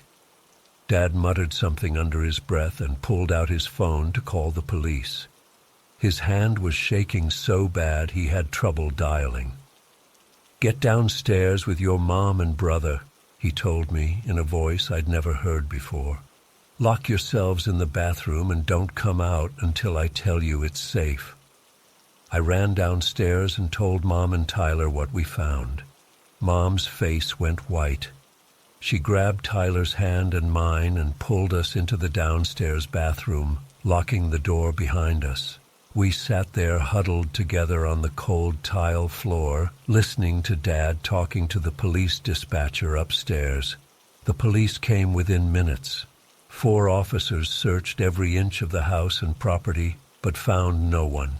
They took pictures of the attic setup and collected fingerprints. They told us it looked like someone had been accessing our attic through a small external vent that had been modified to create an entry point. The vent opened into some bushes at the side of the house where no one would notice someone coming and going. That night, none of us slept. Dad put a chair against the attic door and another against the back door. Mom made us all sleep in the master bedroom with Tyler and me on a pile of blankets on the floor. I lay awake all night, jumping at every sound, wondering if the person would come back. The police increased patrols in our neighborhood, but days passed with no sign of the intruder.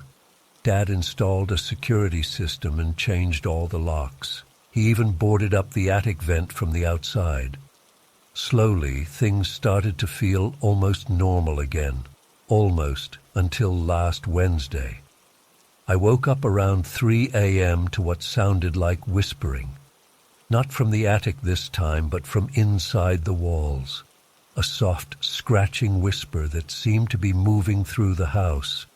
I tried to convince myself it was just pipes or the wind, but it sounded so human, so intentional. I got out of bed, my heart pounding so hard I could feel it in my throat. The whispering seemed to be getting louder, moving toward the attic. I grabbed my phone to call Dad, but something made me want to check first. Maybe it was just my imagination. Maybe I was still half asleep. I stepped into the hallway. The house was dark, except for the nightlight in the bathroom, casting weird shadows on the wall. The whispering had stopped, but now I heard something else. A creaking sound coming from the attic door. The pull-down stairs were slowly, quietly descending. I stood frozen, unable to scream, unable to move. The attic stairs touched the hallway floor with the softest thud. Then a foot appeared on the top rung, a dirty, bare foot. Then another. Then legs in filthy jeans.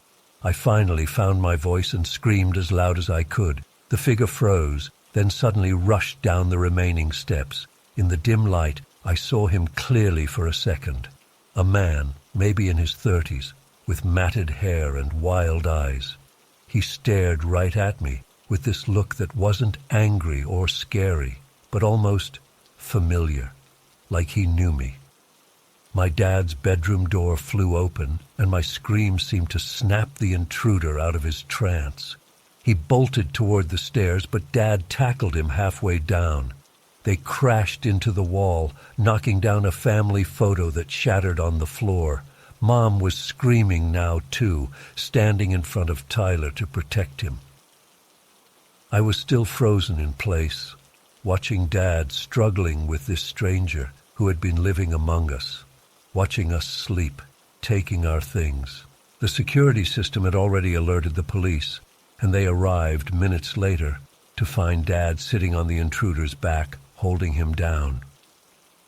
The man wasn't fighting anymore. He just kept saying over and over, "This is my house. This is my house." The police took him away in handcuffs. They later told us his name was Peter Simmons, the son of the previous homeowners. Apparently, his parents had sold the house after moving to a retirement community, but Peter had fallen on hard times and couldn't accept losing his childhood home. He knew every inch of the place, all its hiding spots and secret access points that weren't on any house plans. He'd been coming and going for weeks, watching us, taking small items as mementos, and living in our attic when he thought it was safe. The police found a notebook in his makeshift bed where he'd been keeping track of our schedules, when we left for school and work, what time we went to bed, even what foods we liked to eat. He'd been watching us so closely he could predict our movements better than we could ourselves. We moved out the next day. Mom and Dad said we were just staying at a hotel until we could figure things out. But I knew we were never going back. How could we? Every corner of that house was contaminated with the knowledge that someone had been there, watching us, invading our privacy in the most intimate way possible. We're staying with my grandparents now, while my parents look for a new place. I still can't sleep without checking the closet and under the bed. I still jump when I hear footsteps above me, even though I know it's just Grandpa walking around upstairs. Tyler has nightmares almost every night, and Mom keeps finding him sleeping on the floor outside their bedroom door. The police say Peter is getting psychiatric help, that he wasn't trying to hurt us, just reclaim his space. But that doesn't make it any less terrifying. Knowing someone was living in our walls, breathing our air, watching us when we thought we were alone, it's changed something fundamental in me. I don't think I'll ever feel completely safe anywhere again. Sometimes I wonder what would have happened if we hadn't discovered him that night. How long would he have stayed there? Would he have ever tried to make contact with us? Would he have eventually hurt us? These questions keep me up at night. I check the attic access at my grandparents' house every day now, even though I know no one's there. I keep a chair propped under my doorknob at night, and sometimes when I'm alone, I swear I can still hear whispering in the walls. I never believed in ghosts or spirits or anything supernatural until we moved to that house on Callaway Drive. My mom kept saying it had character and history, which basically meant it was old and creepy. Dad got this amazing job opportunity in Ravenwood, and they found this century-old Victorian house that they fell in love with immediately. I was 16 and had zero say in the matter. From the second I stepped through those double front doors into that massive foyer, something felt wrong. You know that feeling when you walk into a room and can tell someone's been arguing? That tension that hangs in the air? It was like that, but 1,000 times worse. The air felt heavy, like it was pressing down on me. My parents didn't notice anything.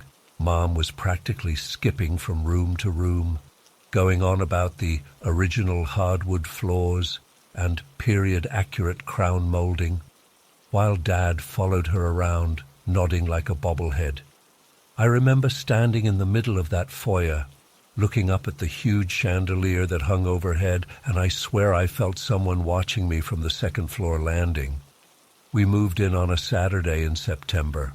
The whole day I felt like I was being followed around the house. I kept looking over my shoulder expecting to see someone, but no one was ever there. When I mentioned it to my mom, she blamed it on my overactive imagination and the stress of moving. Dad just laughed and said old houses make weird noises. That first night was the worst.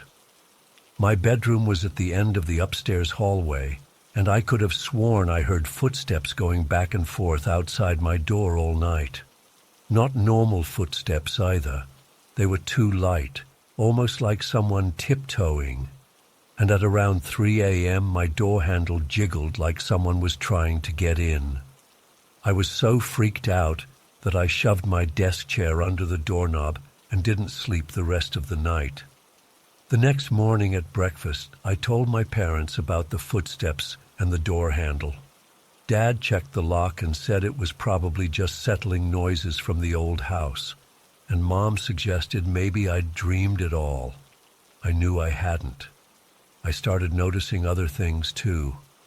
There were these cold spots all over the house that would appear and disappear randomly. I'd be walking down the hallway and suddenly hit this wall of freezing air, like walking into a refrigerator, and then 2 steps later it would be gone. The lights flickered constantly, especially when I was alone in a room. Dad kept saying it was the old wiring, but our electrician checked everything and said it was all fine. About a week after we moved in, I was doing homework in my room when I heard this soft thud from above me. It sounded like something heavy had fallen over. I knew there was an attic, but as far as I knew, none of us had been up there yet. The noise bothered me all night, and the next day after school, I decided to see if I could find a way up there. I was poking around the upstairs hallway when I discovered this weird gap in the wallpaper in Dad's study. When I pressed on it, part of the bookshelf next to it moved. I'm not kidding. It swung inward like something out of a movie, revealing this narrow, dusty staircase. My heart was pounding like crazy, but I was too curious to turn back. The stairs creaked with every step, and the air got mustier as I climbed. When I reached the top, I found myself in this huge attic space filled with antique furniture covered in yellowed sheets. The room was dimly lit by dusty windows at each end, and the walls were lined with old portraits in tarnished frames. I swear to God, their eyes followed me as I moved around the room. The air up there was thick with dust, and it was hard to breathe. I was about to leave when I spotted this small wooden chest tucked away in the corner. Inside was an old leather-bound book with the name Eleanor Blackwood written on the first page in faded ink. It was a diary, and according to the dates, Eleanor had lived in our house in the early 1900s. I brought the diary to my room and started reading it that night. At first, it was just boring everyday stuff, but around 20 pages in, the entries started getting weird. Eleanor wrote about hearing voices in the walls and seeing shadows moving by themselves. She described waking up with unexplainable bruises and scratches on her arms. The entries got more frantic and disjointed as the diary went on. One entry from December 1904 really freaked me out. It watches me from the corner of my bedroom. I can feel its hatred. Thomas says I'm being hysterical, but I know what I see. Something evil lives in this house, and it's growing stronger. While I was reading this, my bedroom suddenly got freezing cold. I could see my breath in the air, and the lamp on my nightstand started flickering violently.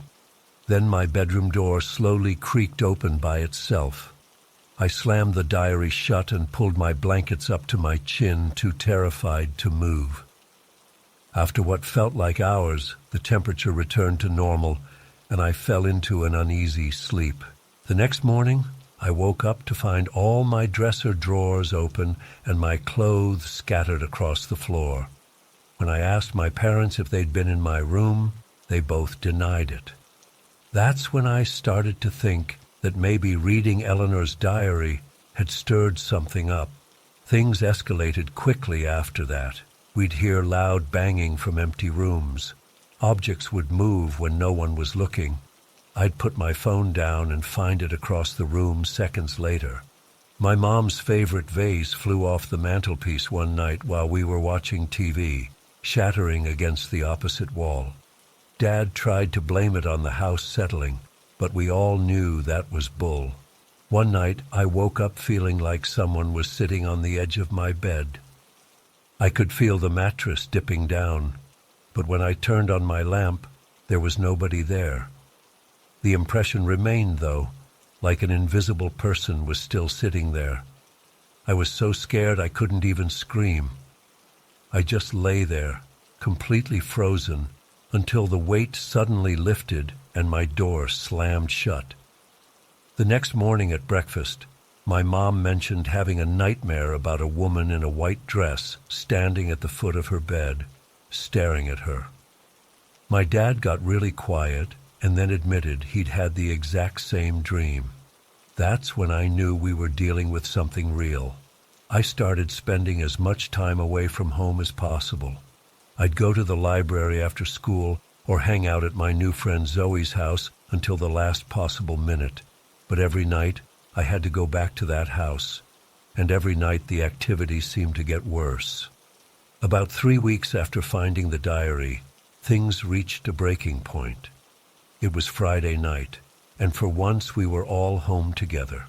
My parents decided we should have a family movie night to reconnect. We were halfway through the movie when the lights started flickering violently. The TV turned off and on repeatedly by itself, and the temperature in the living room dropped so drastically that we could see our breath. Then we heard it. Heavy footsteps coming from upstairs, dragging slowly across the ceiling above us. Mom clutched Dad's arm, and he tried to play it cool, saying it must be an animal that got into the attic. But we all knew that wasn't true. The footsteps moved to the top of the stairs and then started coming down, one slow step at a time. Dad grabbed the fireplace poker and moved toward the hallway. Mom and I followed, too scared to stay alone in the living room. When we reached the foyer, the footsteps stopped. For a moment, everything was completely silent. Then we heard a loud crash from upstairs, like something heavy falling over. Dad insisted on checking it out. Mom begged him not to go, but he was determined to prove there was a logical explanation. Mom and I followed him up the stairs, clinging to each other. The upper hallway was freezing cold, and the attic door that I'd discovered earlier was standing wide open. We could hear movement from above, shuffling sounds and what sounded like whispering. Dad led the way up the narrow stairs, with Mom and me right behind him. When we reached the attic, what we saw still gives me nightmares. All the portraits that had been leaning against the walls were now hanging from the rafters, swinging gently as if in a breeze, though the air was completely still. The sheets had been pulled off the furniture and arranged in the center of the room to form what looked like a body under a shroud. But the worst part was the woman standing by the window. She was translucent, like looking at someone through foggy glass. She wore a long white dress that seemed to float around her, and her hair hung in tangled strands around her face. When she turned toward us, her face was contorted in this expression of pure anguish that made my blood run cold. Mom screamed and fainted on the spot. Dad caught her before she hit the floor and dragged her toward the stairs. I couldn't move. I was completely frozen, staring at the woman. She drifted toward me, her mouth opening as if to speak, but instead of words, this horrible choking sound came out.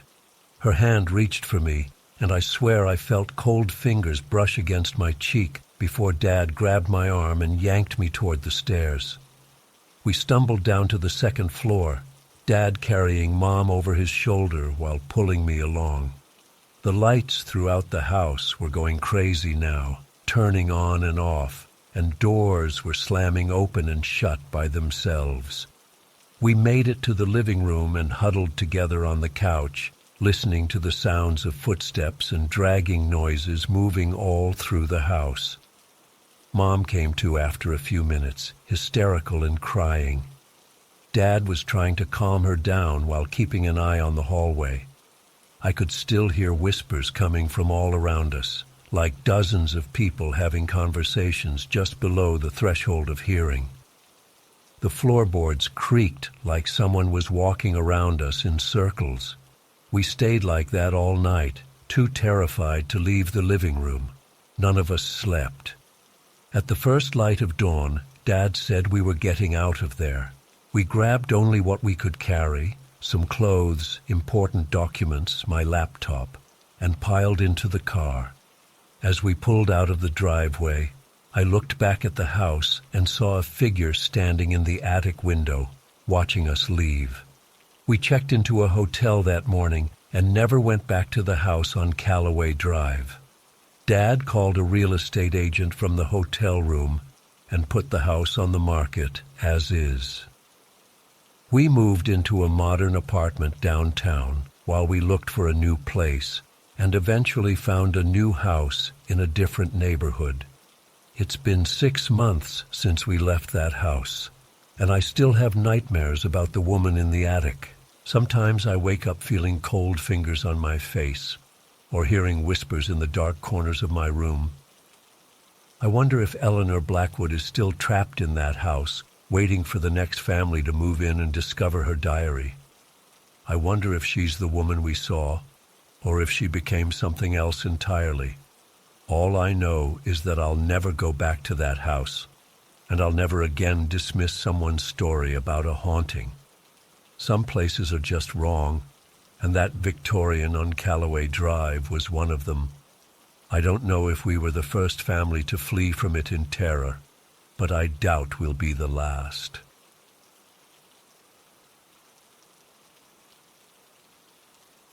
I still can't sleep with my curtains open. Not after what happened at our house on Willow Creek Lane. It's been 3 years, but I still wake up in cold sweats thinking I see a face pressed against my bedroom window. My husband Mike got a promotion last spring that finally gave us enough money to move out of our cramped apartment and into an actual house. We'd been saving for years, and with our son Ethan starting kindergarten, the timing couldn't have been better. The real estate market had just cooled off enough that we could afford a modest 2-story in a quiet suburb called Willow Creek. The day we moved in was perfect, sunny, but not too hot. The previous owners had maintained the yard beautifully, and there was this huge oak tree that provided shade over the back deck. The neighbors came by to introduce themselves, bringing welcome baskets and offering to help us unpack. Everyone, except the older man, who lived in the slightly run-down colonial-style house next door.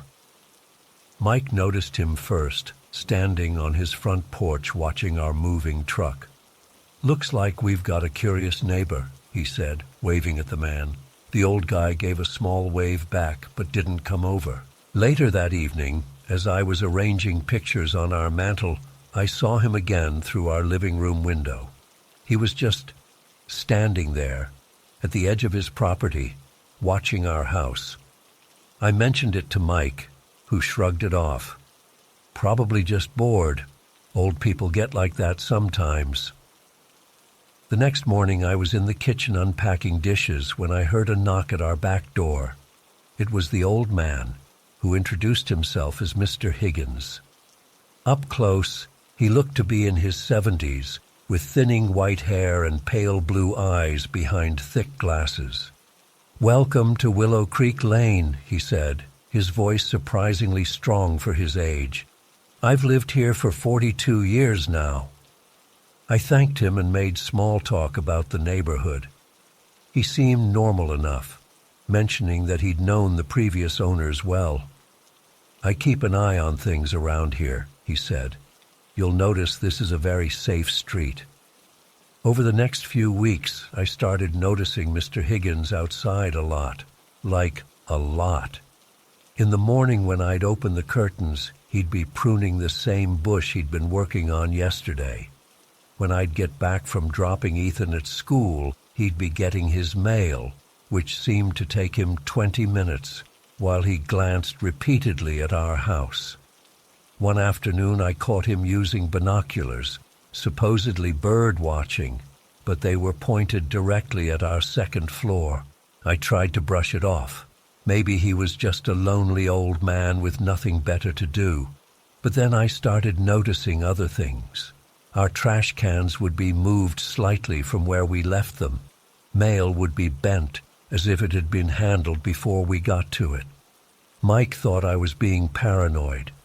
"Sarah, he's just an old guy. What's he gonna do? Bore us to death with stories about the good old days." But then came the footprints. It had rained heavily one night, and the next morning I noticed distinct shoe prints in the mud around our foundation. They circled our entire house, stopping at each window, including Ethan's. The prints were small, like they could belong to an older man. When I pointed them out to Mike, he finally seemed concerned. "Maybe we should get some cameras," he suggested. Before we could, though, I had my first truly terrifying encounter with Mr. Higgins. I was upstairs getting ready for bed around 11 p.m. Mike was downstairs watching TV, and Ethan was already asleep. I was removing my makeup in our ensuite bathroom when I heard a faint tapping sound. At first, I thought it was just the house settling or maybe a branch hitting the window, but it continued, rhythmic and deliberate, tap, tap, tap. I turned off the bathroom light to see better and approached our bedroom window. There, illuminated by the moonlight, was Mr. Higgins's face, pressed against the glass. Our second-floor window. He was standing on something, a ladder maybe, and his eyes were wide and unblinking behind those thick glasses. When he saw me notice him, he didn't run or hide. He smiled and kept tapping. I screamed so loud I woke Ethan. Mike came thundering up the stairs. By the time he made it to our room and looked outside, Mr. Higgins was gone. No ladder, no sign anyone had been there at all. "I know what I saw," I insisted as Mike tried to calm me down. "He was right there, looking in our window." Mike called the police, but when they arrived, they just took a statement and looked around half-heartedly. "No signs of anyone on your property, ma'am," one officer told me, "and it would be difficult for someone, especially an elderly person, to access a second-story window without leaving evidence." The next day, Mike went to confront Mr. Higgins. He knocked repeatedly, but there was no answer. The house appeared empty, curtains drawn, no lights on inside. A neighbor walking her dog mentioned she hadn't seen Mr. Higgins in a day or so, but that wasn't unusual. He sometimes visited his sister in the next town over. For a few nights, things were quiet. No sign of Mr. Higgins. I began to wonder if I had imagined it all, if the stress of moving and settling in had somehow manifested as paranoia. Then came the night that changed everything. I woke up around 3 a.m. to the sound of creaking floorboards. Old houses make noise, I told myself, but something felt wrong. Mike was sound asleep beside me, and the bedroom door was closed. I lay there listening, my heart pounding in my chest. There it was again, a distinct footstep, followed by another. Someone was in our house. I shook Mike awake, covering his mouth to keep him quiet as I whispered what I'd heard. He reached for his phone to call 911, but then we heard another noise, the unmistakable sound of Ethan's bedroom door opening down the hall. Mike was out of bed in an instant, grabbing the baseball bat he'd leaned against the wall after our previous scare. I followed close behind him as we crept down the hallway toward Ethan's room. The door was ajar, a sliver of nightlight spilling into the hall. Mike pushed the door open wider, and there was Mr. Higgins, standing over our sleeping son's bed, just watching him. He turned when he heard us, and the look in his eyes. I'll never forget it. Wild, confused, but somehow calculating. "You don't belong here," he said in a harsh whisper. "This is my neighborhood, my street. You're the wrong family." Mike raised the bat. Get away from my son, now. Mr. Higgins tilted his head like he was trying to process Mike's words. Then he smiled, that same smile he'd given me at the window. I've been watching you. You all sleep too deeply. Except her, he pointed at me. She notices things. The others didn't. I rushed to Ethan's bed and scooped him up. He was starting to wake up, confused and frightened. I backed toward the door as Mike kept the bat between us and Mr. Higgins. The police are on their way, Mike lied, his voice steady, despite the fear I knew he must be feeling. You need to leave our house now. Mr. Higgins laughed softly. Police? They never find anything. I'm careful, always careful. He reached into his pocket and pulled out something that glinted in the dim light. A key. Our house key. I make copies. Always have copies. I ran with Ethan to our bedroom and locked the door, my hands shaking so badly I could barely manage it. I called 911 while I heard Mike yelling at Mr. Higgins to get out, followed by a crash and the sound of someone stumbling down the stairs. The 6 minutes it took for police to arrive felt like hours. I held Ethan, who was crying now, and listened to the sounds of a struggle downstairs. There was another crash, then silence for a moment, before I heard Mike's voice. Sarah, he's down. I hit him.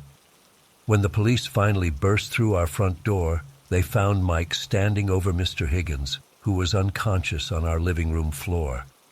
Mike had hit him with the bat when the old man lunged at him with a knife from our own kitchen. What the police found at Mr. Higgins' house still makes me sick to think about. The place was immaculate inside, nothing like the rundown exterior would suggest, and every wall, every single wall, was covered with photos. Photos of us, of our previous address, of me shopping, of Mike leaving for work, of Ethan playing at the park.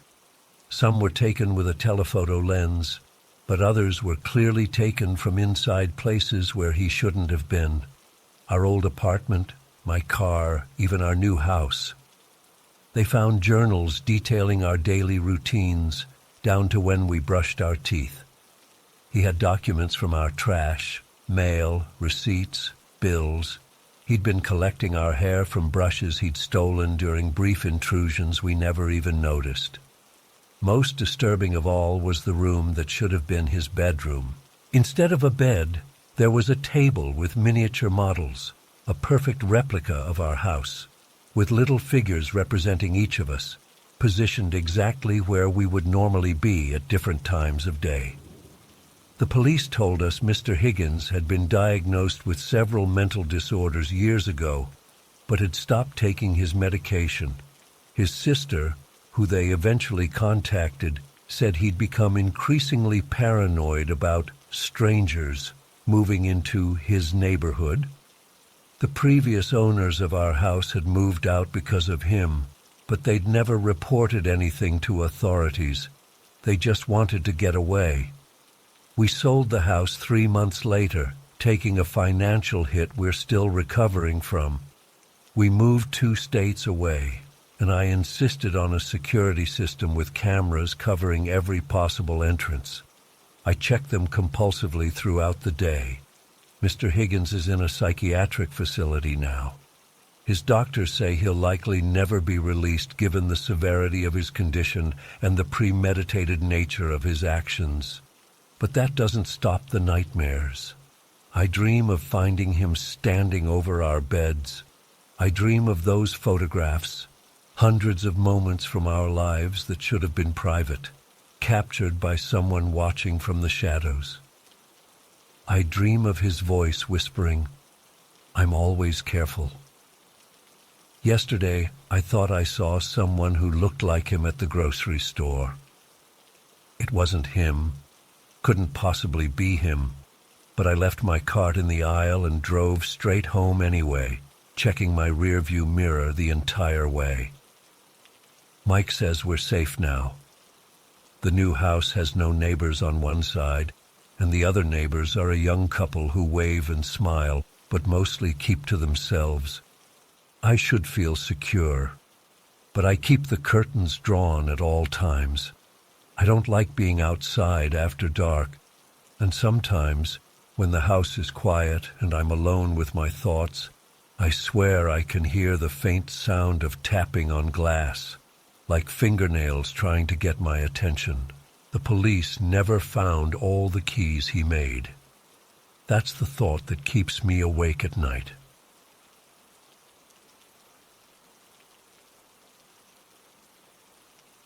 I never thought I'd be sharing this. Even typing it out makes my hands shake a little. My wife Kelly and I had been saving for years to buy our first home. After living in a cramped apartment with paper-thin walls and a landlord who took weeks to fix anything, we were beyond ready. We spent over a year looking at houses, getting outbid, dealing with disappointment after disappointment until we finally found it. Our perfect home in Maplewood. I remember the first time we pulled up to view it. It was this charming two-story with dark blue siding, white trim, and a front porch that Kelly had always dreamed about. The previous owners had maintained this gorgeous garden with hydrangeas and these flowering bushes that bloom different colors throughout spring and summer.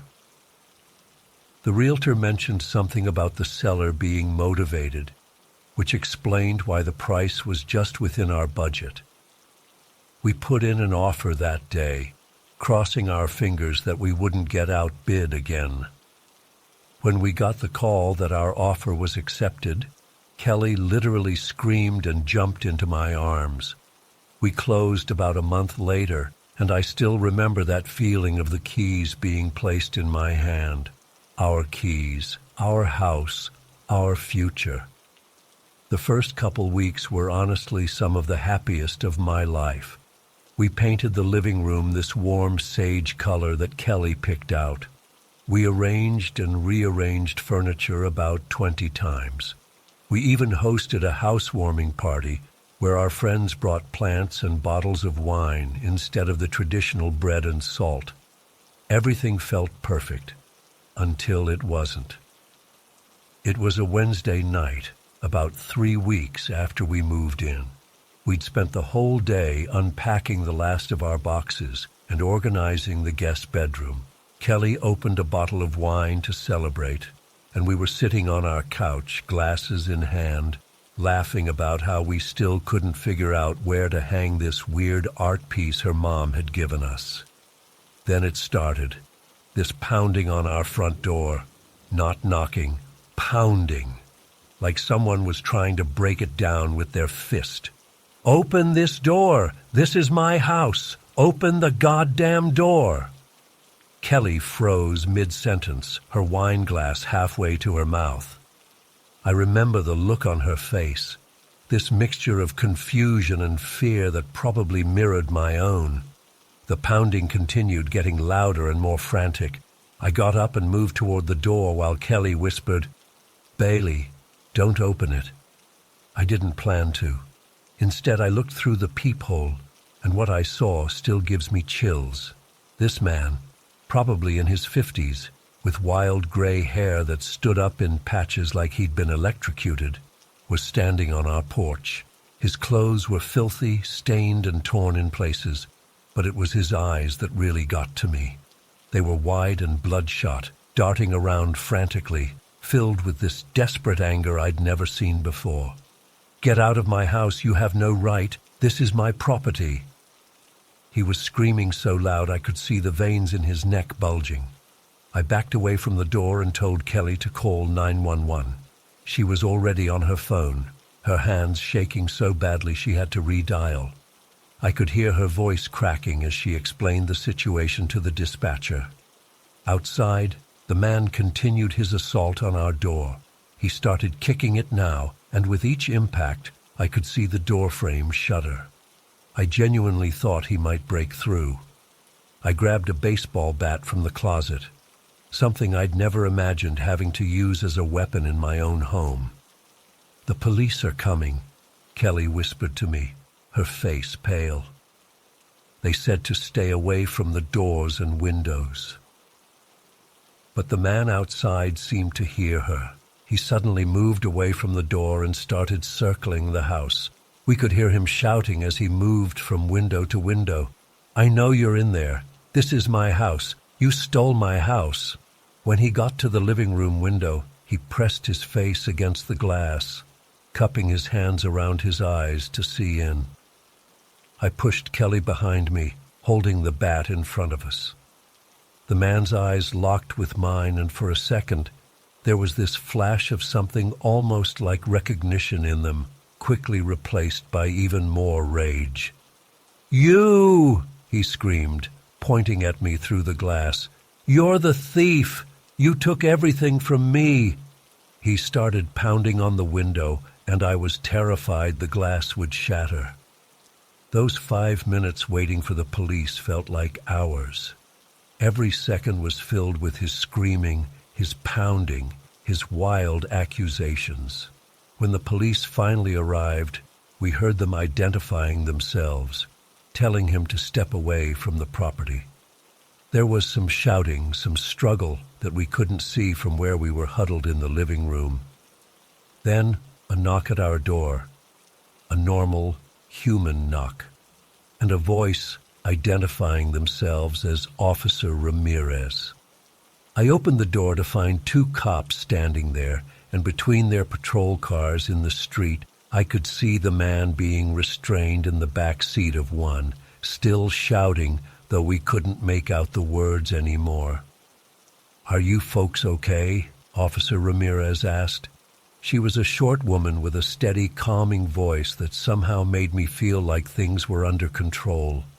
We nodded, still shaken, and invited them in.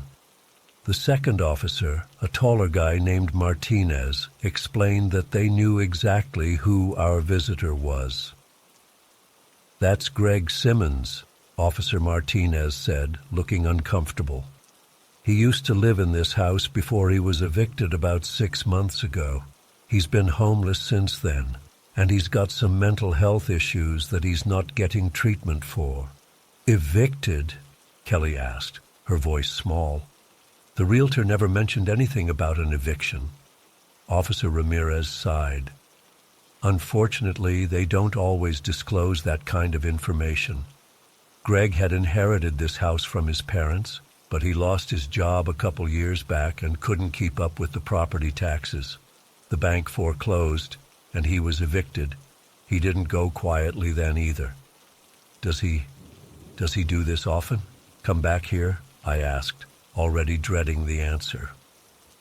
"This is the first time we've gotten a call about him at this address since the new owners bought it at auction," Martinez said. "The house sat empty for a few months before it was listed for sale. We'll take him in for trespassing and disturbing the peace," Officer Ramirez added. "But honestly, what he needs is mental health services. We'll try to connect him with resources, but..." She trailed off, and we all knew what she wasn't saying. The system is broken. People fall through the cracks. After they left with Greg, Kelly and I just sat on the couch in silence. Our dream home suddenly felt vulnerable, exposed. The wine sat forgotten on the coffee table. "Should we look into moving?" Kelly finally asked, her voice barely audible. The thought had already crossed my mind, but we'd sunk everything we had into this place. The down payment, the closing costs, the new furniture. Moving wasn't really an option. "Let's beef up security first," I suggested. "New locks, security cameras, maybe even a dog." By the next morning, I had already called a locksmith who came and installed deadbolts on all the exterior doors. I ordered a security camera system online with rush delivery. And by the weekend, we had adopted Milo, a 2-year-old German Shepherd mix from the local shelter, who the staff assured us would bark if anyone approached the house. For a couple of days, things seemed to settle. We tried to get back to normal, to recapture that joy we'd felt when we first moved in. But there was always this undercurrent of anxiety now. I'd find myself checking and rechecking the locks before bed. Kelly would jump at every sound.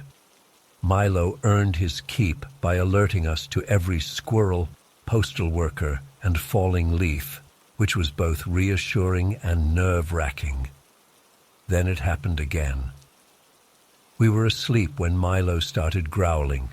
Not his usual bark at passing cars, but a low, threatening sound that immediately had me wide awake. It was around 2 a.m. I nudged Kelly, who stirred and mumbled something before she heard Milo too and sat bolt upright. "Someone's outside," she whispered, clutching my arm. I grabbed my phone and pulled up the security camera feed. The front yard was clear, as was the backyard, but the side of the house, right outside our bedroom window, showed a figure standing in the shadows. It was hard to make out details in the night vision green, but I knew instantly it was him. Greg. He was just standing there, looking up at our bedroom window. Kelly saw it too and let out a small whimper. "He's back. Oh my God, he's back." I called 911 immediately, speaking in hushed tones as if he might hear me through the walls. The dispatcher assured me officers were on their way. Milo continued growling, his eyes fixed on our bedroom door as if he could see through it to the threat outside. I pulled on jeans and a t-shirt, grabbed the baseball bat again, and moved toward the hallway. "Bailey, don't go down there," Kelly pleaded, but I knew I needed to make sure all the doors were secure. I crept downstairs with Milo at my side, checking each lock, peering through windows cautiously. I could see him now from the side window in the dining room. Greg was moving slowly around the perimeter of the house, running his hand along the siding as if caressing it. The intimacy of the gesture made my skin crawl. Then he stopped again beneath our bedroom window and looked up. Even in the dim light from the street lamp, I could see that same desperate expression. But there was something else too. A profound sadness that made me feel, just for a second, a flicker of pity for him. That feeling vanished when he suddenly locked eyes with me through the dining room window. His expression hardened, and he started toward me with purpose. I backed away from the window, heart pounding, as he approached the glass. "Give it back," he said, his voice clearer now that he was closer. "This is all I have left of them." Before I could process what he meant, I heard sirens in the distance. Greg heard them too. He hesitated, looking from me to the street and back again. Then he did something that chilled me to the bone. He pressed his palm flat against the glass and whispered, "I'll be back. This isn't over."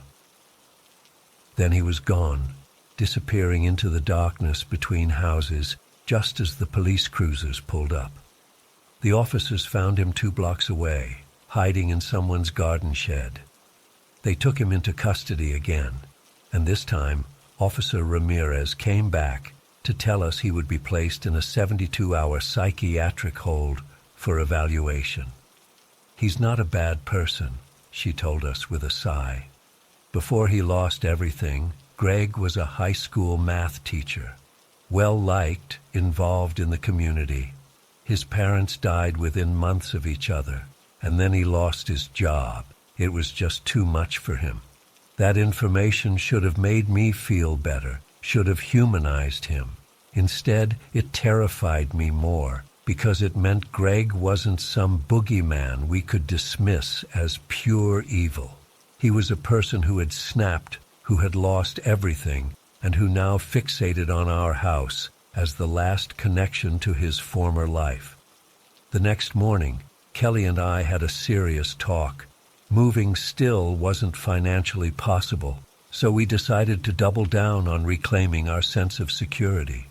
We joined the Neighborhood Watch program. We took self-defense classes together.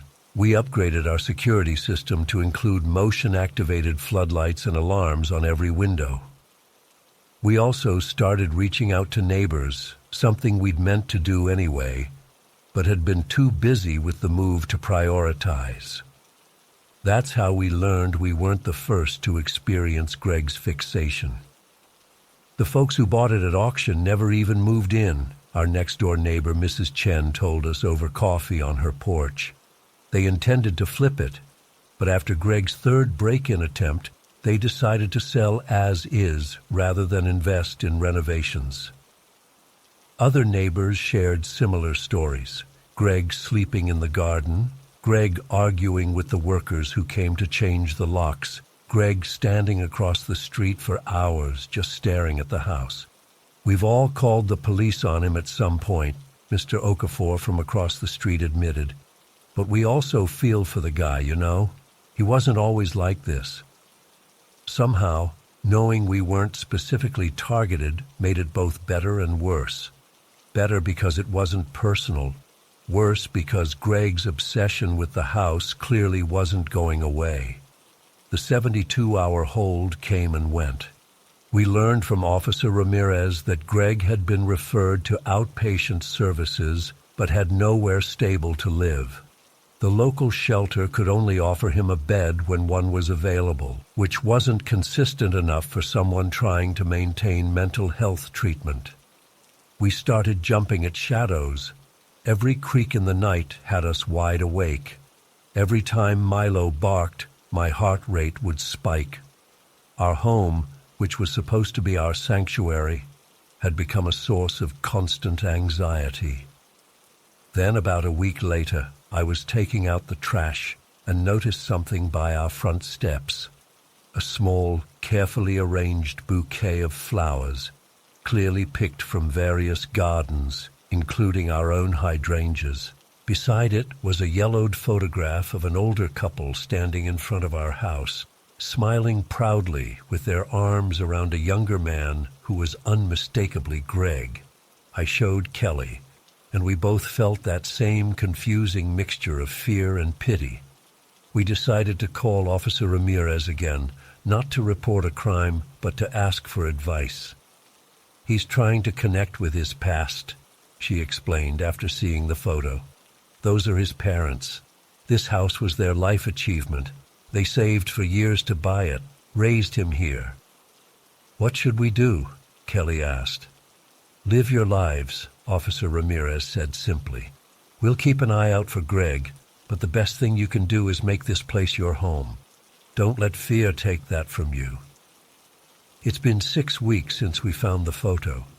We haven't seen Greg again, though occasionally we find small gifts left on our porch. A smooth stone, a bird feather, once a carefully folded paper crane. Each time we call Officer Ramirez, who comes to collect them. She tells us Greg has been staying somewhat regularly at the shelter and attending his outpatient appointments. We're trying to follow her advice. We've painted more rooms, planted new flowers alongside the existing ones, and even hosted another small gathering of friends.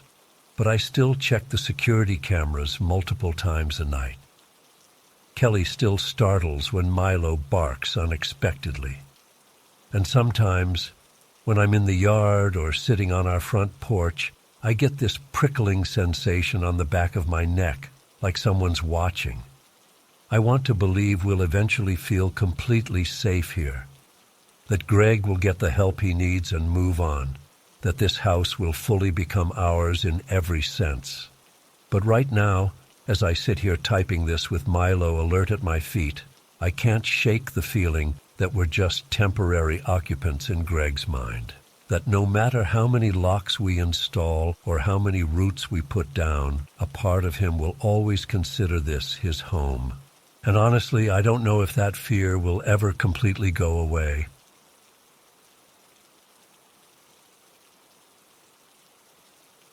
I've never told this story online before.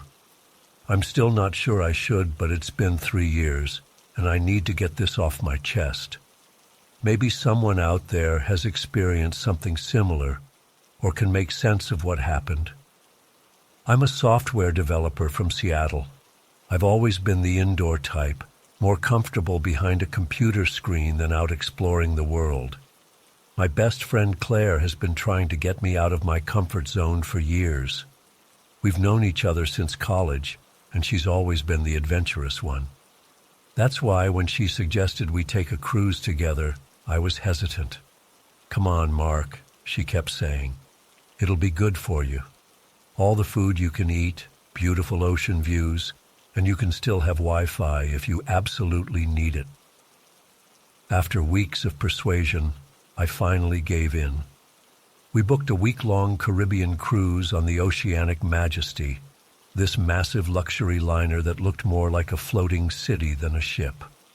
Our departure date was May 15th, 2020, just before the whole world went crazy. We flew from Seattle to Miami the day before, stayed in a hotel near the port, and boarded the next morning. The ship was impressive, I'll give it that. 15 decks, multiple pools, a casino, theaters, restaurants, you name it. Our cabin was on deck 8, with a small balcony overlooking the ocean. The first few days were exactly what you'd expect from a cruise. Lots of eating, drinking, and lounging by the pool. Claire dragged me to a couple of shows and activities, but mostly we just relaxed. By the 4th day, I was actually enjoying myself. We'd settled into a routine: breakfast at the buffet, morning by the pool, lunch at one of the restaurants, afternoon exploring different parts of the ship, dinner at the main dining room, and then drinks or entertainment afterward. That night, Tuesday, May 19th, we decided to check out the Moonlight Bar on Deck 12. It was this upscale lounge with dim lighting, leather chairs, and a grand piano in the corner. A guy in a tux was playing soft jazz.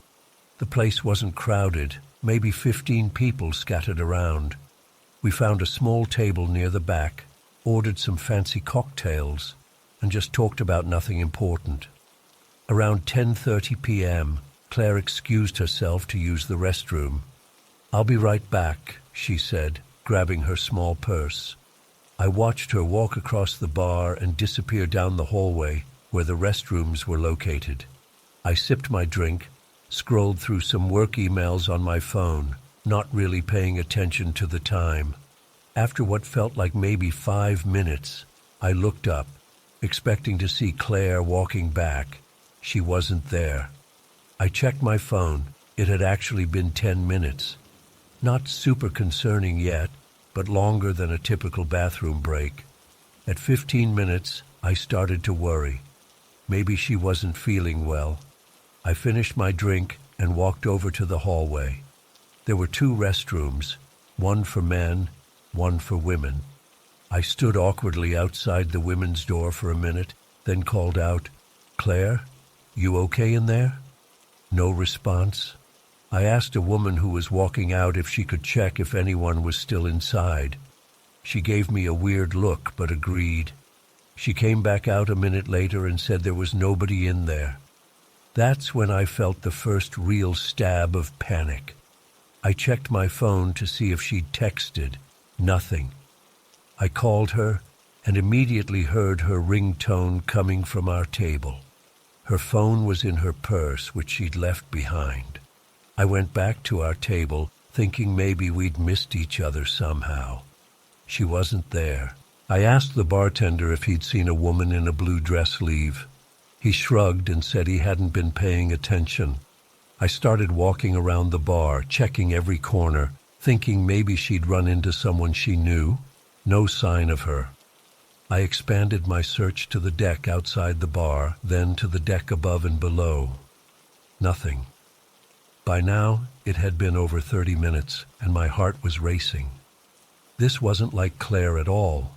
She wouldn't just wander off without saying anything or taking her phone. Something was wrong.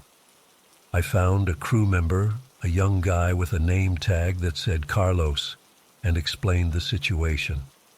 He tried to reassure me, saying she probably just got turned around or went back to the cabin. He radioed someone and asked them to check our room.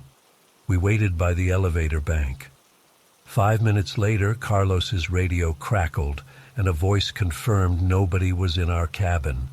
I could see the concern starting to show on his face, too. "Let me get security involved," he said, leading me to a staff area.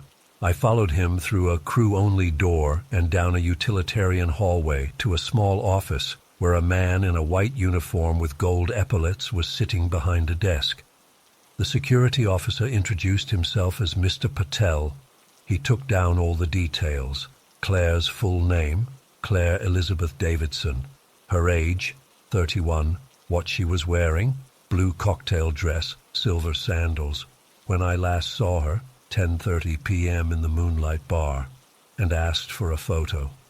I showed him one from earlier that day on my phone. "We'll find your friend, Mr. Johnson," he assured me. "This is a closed environment. She has to be somewhere on the ship." He dispatched several security personnel to search different areas of the ship and told me to return to our cabin in case she showed up there. He promised to call my room phone with any updates. I couldn't just sit in the cabin waiting. I paced the small space, checked the balcony a dozen times as if she might somehow be out there, called her phone repeatedly, even though I knew it was still in her purse at the security office. Around 2 a.m., Mr. Patel called.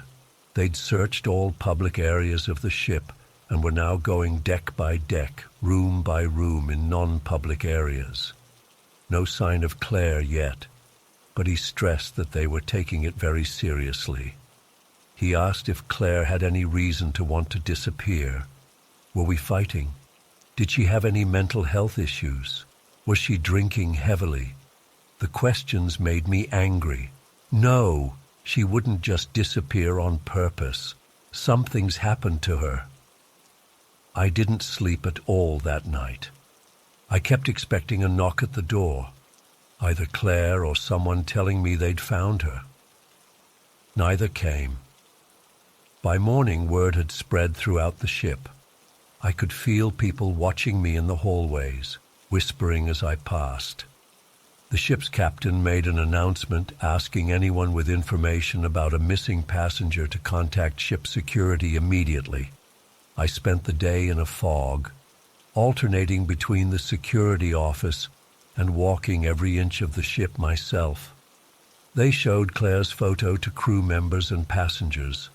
A few people remembered seeing her at the bar, but nobody recalled seeing her leave. That evening, about 24 hours after she'd disappeared, I found myself back at the Moonlight Bar. I don't know why exactly. Maybe I thought retracing our steps would reveal something. The place was almost empty now. Apparently a missing passenger kills the party mood. I sat at the same table, staring at the hallway where Claire had walked out of my life. That's when I noticed him, a man sitting alone at the bar, watching me. He wasn't trying to hide it either, just staring directly at me with this unsettling half-smile. He was tall, early 50s maybe, with salt and pepper hair slicked back. He wore a tailored gray suit that seemed out of place among the crew's casual attire most passengers wore. Something about him made my skin crawl instantly. I tried to ignore him, but every time I glanced up, his eyes were still on me. After about 10 minutes of this, he stood up, straightened his jacket, and walked directly to my table. "Mark Johnson," he said. Not a question, a statement. I felt my mouth go dry. "Who are you?" "Victor Reeves," he replied, extending his hand. I didn't take it. He smiled wider and sat down across from me, uninvited. "How do you know my name?" I asked. "I know a lot of things, Mark. I know about Claire." My heart nearly stopped. "What about Claire? Do you know where she is?" He leaned forward. What if I said I did? I nearly lunged across the table at him. "Where is she? Tell me now, or I'm calling security." He held up his hands. "Calm down. I can take you to her." I should have gotten security right then. Every rational part of my brain was screaming to not trust this stranger. But I wasn't thinking clearly after 24 hours without sleep, consumed with worry about Claire. "Take me now," I demanded.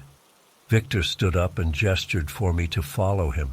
He led me out of the bar and down a series of corridors I hadn't explored before.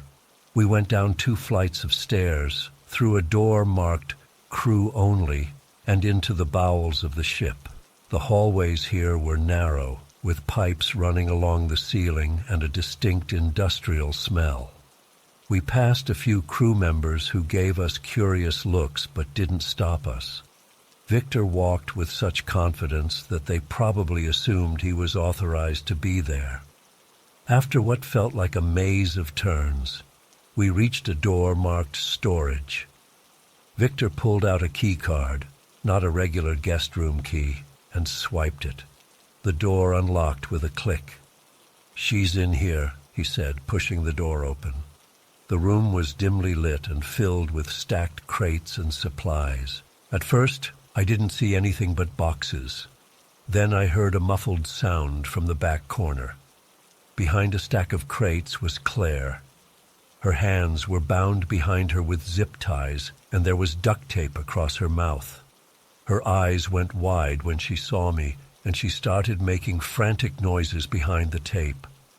I rushed to her, completely forgetting about Victor behind me. I pulled the tape from her mouth as gently as I could. "Mark, behind you," she screamed immediately. I spun around to see Victor closing the door, that same eerie smile on his face. "Reunion complete," he said softly. "What the hell is this?" I shouted, moving to put myself between him and Claire. "What did you do to her?" Victor tilted his head, studying me like I was some kind of specimen. "Interesting question. What did I do to her? Perhaps the better question is, what am I going to do to both of you?" I fumbled for my phone, but realized with horror that I'd left it in my cabin, plugged in to charge after the battery had died from all my searching. "Nobody knows you're here, Mark," Victor said, as if reading my thoughts. "Nobody will find either of you until I want them to." Claire was working on the zip ties behind her back. I could feel her movements as she pressed against me. "Who are you?" I asked, trying to keep his attention. "What do you want?" Victor straightened his cuffs, such a bizarre, formal gesture in this situation. "I'm a collector, you might say. I collect moments, experiences." He paused. "Reactions." I had no idea what he was talking about, but I knew we had to get out of there. I scanned the room for anything I could use as a weapon.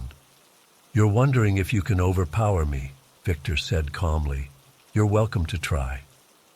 Before I could move, Claire suddenly pushed past me, her hands free from the zip ties. She had a piece of broken crate in her hand, and she swung it at Victor's head with all her strength.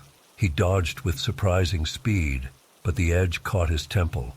He staggered sideways, momentarily stunned. "Run!" Claire screamed, grabbing my arm. We bolted for the door. I yanked it open, and we sprinted down the corridor. I had no idea which way led out, but Claire seemed to know. She pulled me along, turning corners and pushing through doors. "How do you know where to go?" I gasped as we ran. "He brought me through here," she panted. "I memorized the way even with the blindfold. Left, right, right, upstairs, left." We burst through a final door, and suddenly we were in a populated area of the ship, the main atrium on Deck 5. Several passengers and crew members turned to stare at us, disheveled, panicked. Claire still in the same blue dress from the night before, now dirty and torn. We spotted a security officer and ran straight to him, both talking at once. He radioed for backup, and within minutes we were surrounded by security personnel who escorted us to the ship's security center. Claire told them everything. How she'd been grabbed from behind as soon as she stepped out of the restroom. How someone had pressed a cloth over her face that made her pass out. How she'd woken up tied up in that storage room. "He kept coming in to check on me," she said, shaking. "Bringing water, making sure I wasn't getting loose. He said he was saving me for when the time was right." When I asked what he wanted, he just said, "The experience." Security launched an immediate search for Victor Reeves, but no passenger or crew member by that name was registered on the ship. They checked the surveillance footage from the bar and hallway from the previous night, but reported technical issues with those specific cameras during that time period. They searched the storage room we described, but found no evidence that Claire had been held there. No broken crate, no zip ties, nothing. The security team kept Claire and me in separate rooms, asking the same questions over and over. I think they suspected we might be making it up for attention or compensation. But the cut on Claire's wrist from the zip ties was real. The bruise on her face where she'd been struck was real. Eventually, they put us in a new cabin with a security guard posted outside. The ship was still at sea with nowhere to go, so all they could do was search and wait until we reached the next port. They never found Victor. Not in any of the public areas, not in any cabin, not in the crew quarters, not in any lifeboat. It was as if he had vanished into thin air. When we docked in San Juan the next day, local police came aboard and took our statements. They checked passenger manifests, crew lists, and every inch of security footage that was available. Nothing. Claire and I flew home from San Juan rather than continuing the cruise. We filed reports with the FBI and the cruise line, but without any evidence beyond our statements, there wasn't much they could do. That was 3 years ago. Claire and I don't talk about it much anymore. She's in therapy and moved to Chicago last year for a fresh start.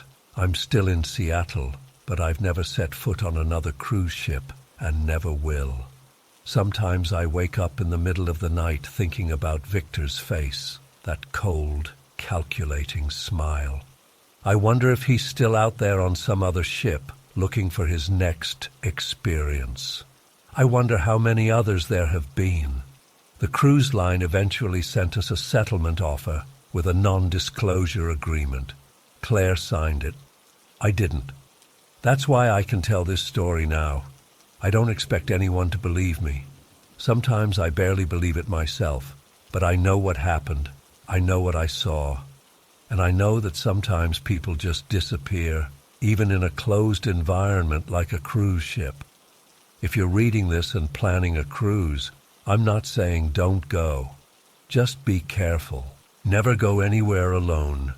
And if you see a man in a gray suit with slicked back salt and pepper hair and a smile that doesn't reach his eyes, run.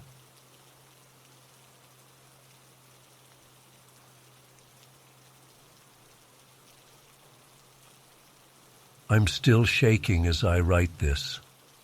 It's been 3 weeks since I got off that ship, and I still can't sleep through the night without waking up in a cold sweat, thinking I hear footsteps outside my bedroom door. I've always loved traveling. Saved up for months for what was supposed to be my dream vacation, a luxury cruise on the Royal Paradise liner. 7 days of relaxation, good food, entertainment, and no work emails. As a graphic designer constantly on deadline, I desperately needed the break. My apartment in Portland had started to feel like a prison, just me and my laptop and endless revisions for clients who were never satisfied. When I first boarded the Royal Paradise, it felt like stepping into another world. The atrium was massive, all gleaming marble and crystal chandeliers. My cabin was nicer than my apartment. Queen-sized bed, private balcony, even a small sitting area. I remember standing on that balcony as we pulled away from the dock, thinking this was exactly what I needed. The first few days were perfect. I'm not exaggerating. Perfect. I spent most of my time by the main pool, alternating between swimming and reading the stack of novels I'd been wanting to get to for months. The food was incredible. I must have gained 5 pounds just from the breakfast buffet alone. I even made friends with a couple from Seattle, and a solo traveler from Chicago. We'd meet up for dinner and the evening shows, laughing and talking like we'd known each other for years. On the third night, the ship hosted a Caribbean Nights-themed deck party. I wore a blue sundress I'd bought specifically for the cruise, my hair loose around my shoulders. The deck was transformed with colorful lights, tropical decorations, and a live band playing upbeat music. I danced with my new friends, had a couple of fruity cocktails, and felt more relaxed than I had in months. That's when I first noticed him. He was standing against the railing, away from the crowd. Tall, maybe early 40s, with this perfectly styled silver-gray hair. He was wearing expensive-looking clothes, a crisp white button-down and dark slacks. But it wasn't his appearance that caught my attention. It was the way he was staring at me.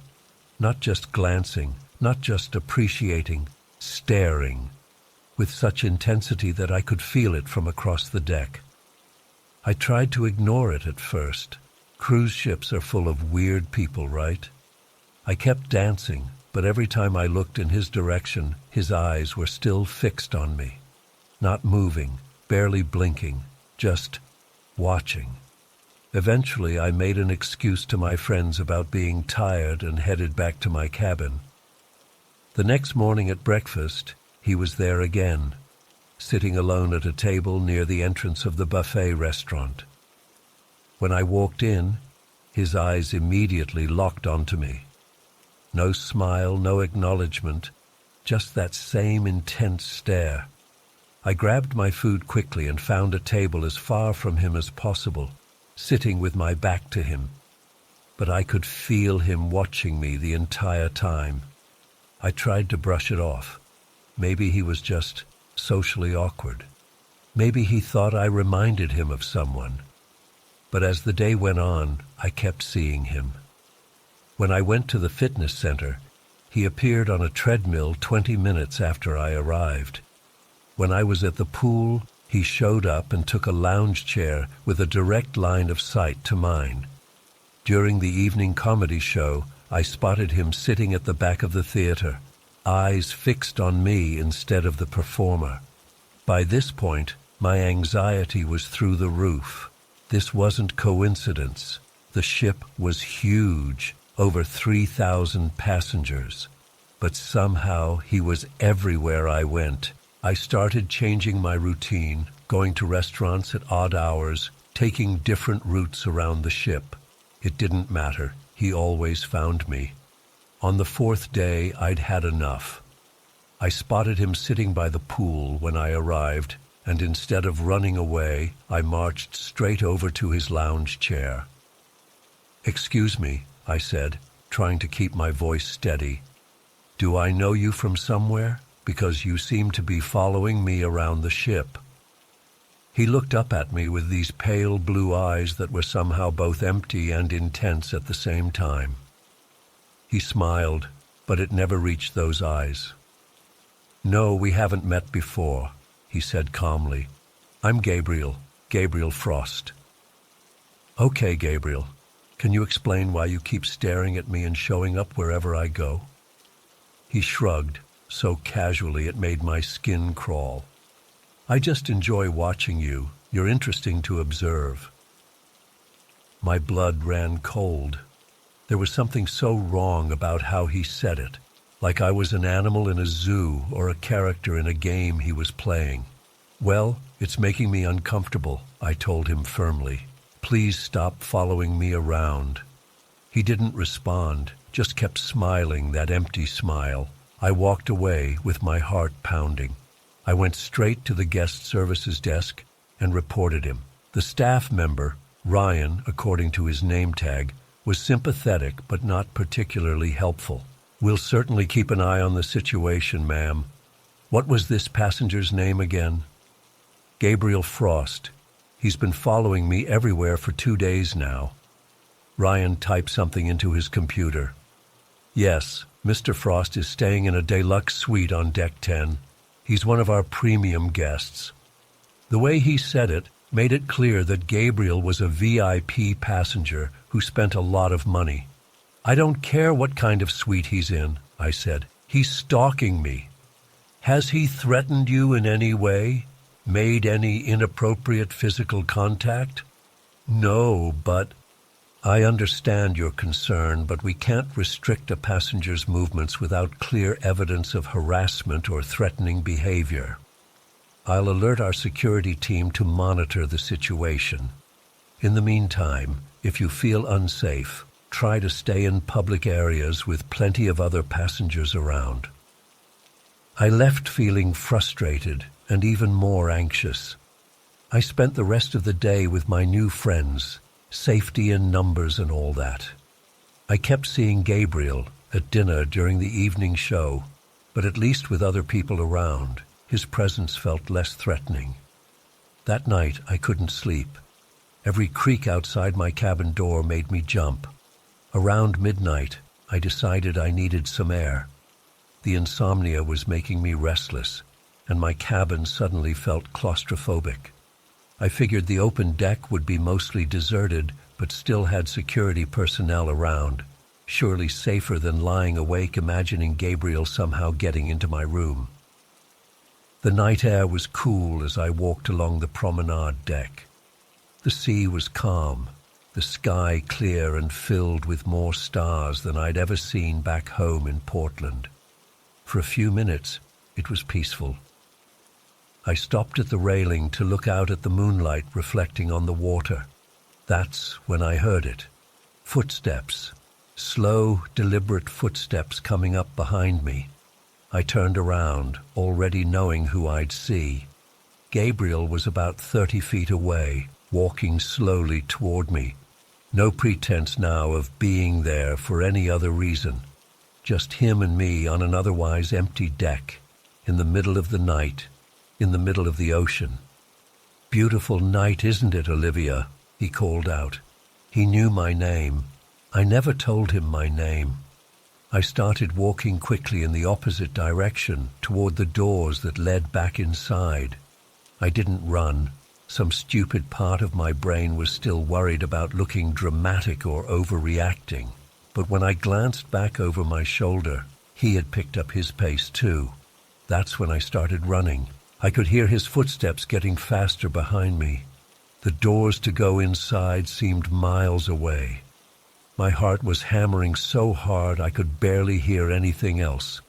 I finally reached the doors and yanked one open, darting inside. Instead of heading toward the populated areas of the ship, panic took over, and I just wanted to hide. I spotted a door marked "Crew Only" that was propped slightly open. Probably a maintenance worker had just gone through it. I slipped inside and found myself in a narrow corridor with pipes running along the ceiling. It was dimly lit and smelled like cleaning chemicals. I moved as quietly as I could, turning a corner and finding what looked like a storage room. The door wasn't locked, so I went inside and pulled it almost closed, leaving just the tiniest crack to peer through. My breathing sounded impossibly loud in the small space. I was surrounded by stacks of linens and cleaning supplies. I could hear footsteps in the corridor outside. Slower now, searching. Gabriel had followed me into the crew area. "Olivia?" His voice was soft, almost gentle. "I know you're in here somewhere. Don't you want to talk? Get to know each other better?" I pressed my hand over my mouth to keep from making any sound. The footsteps moved closer, then stopped right outside the storage room. I could see a shadow through the crack in the door. He was right there. "Playing hide-and-seek, are we?" he said, amusement in his voice. "That's fine. I enjoy games." I was frozen, unable to move, barely breathing.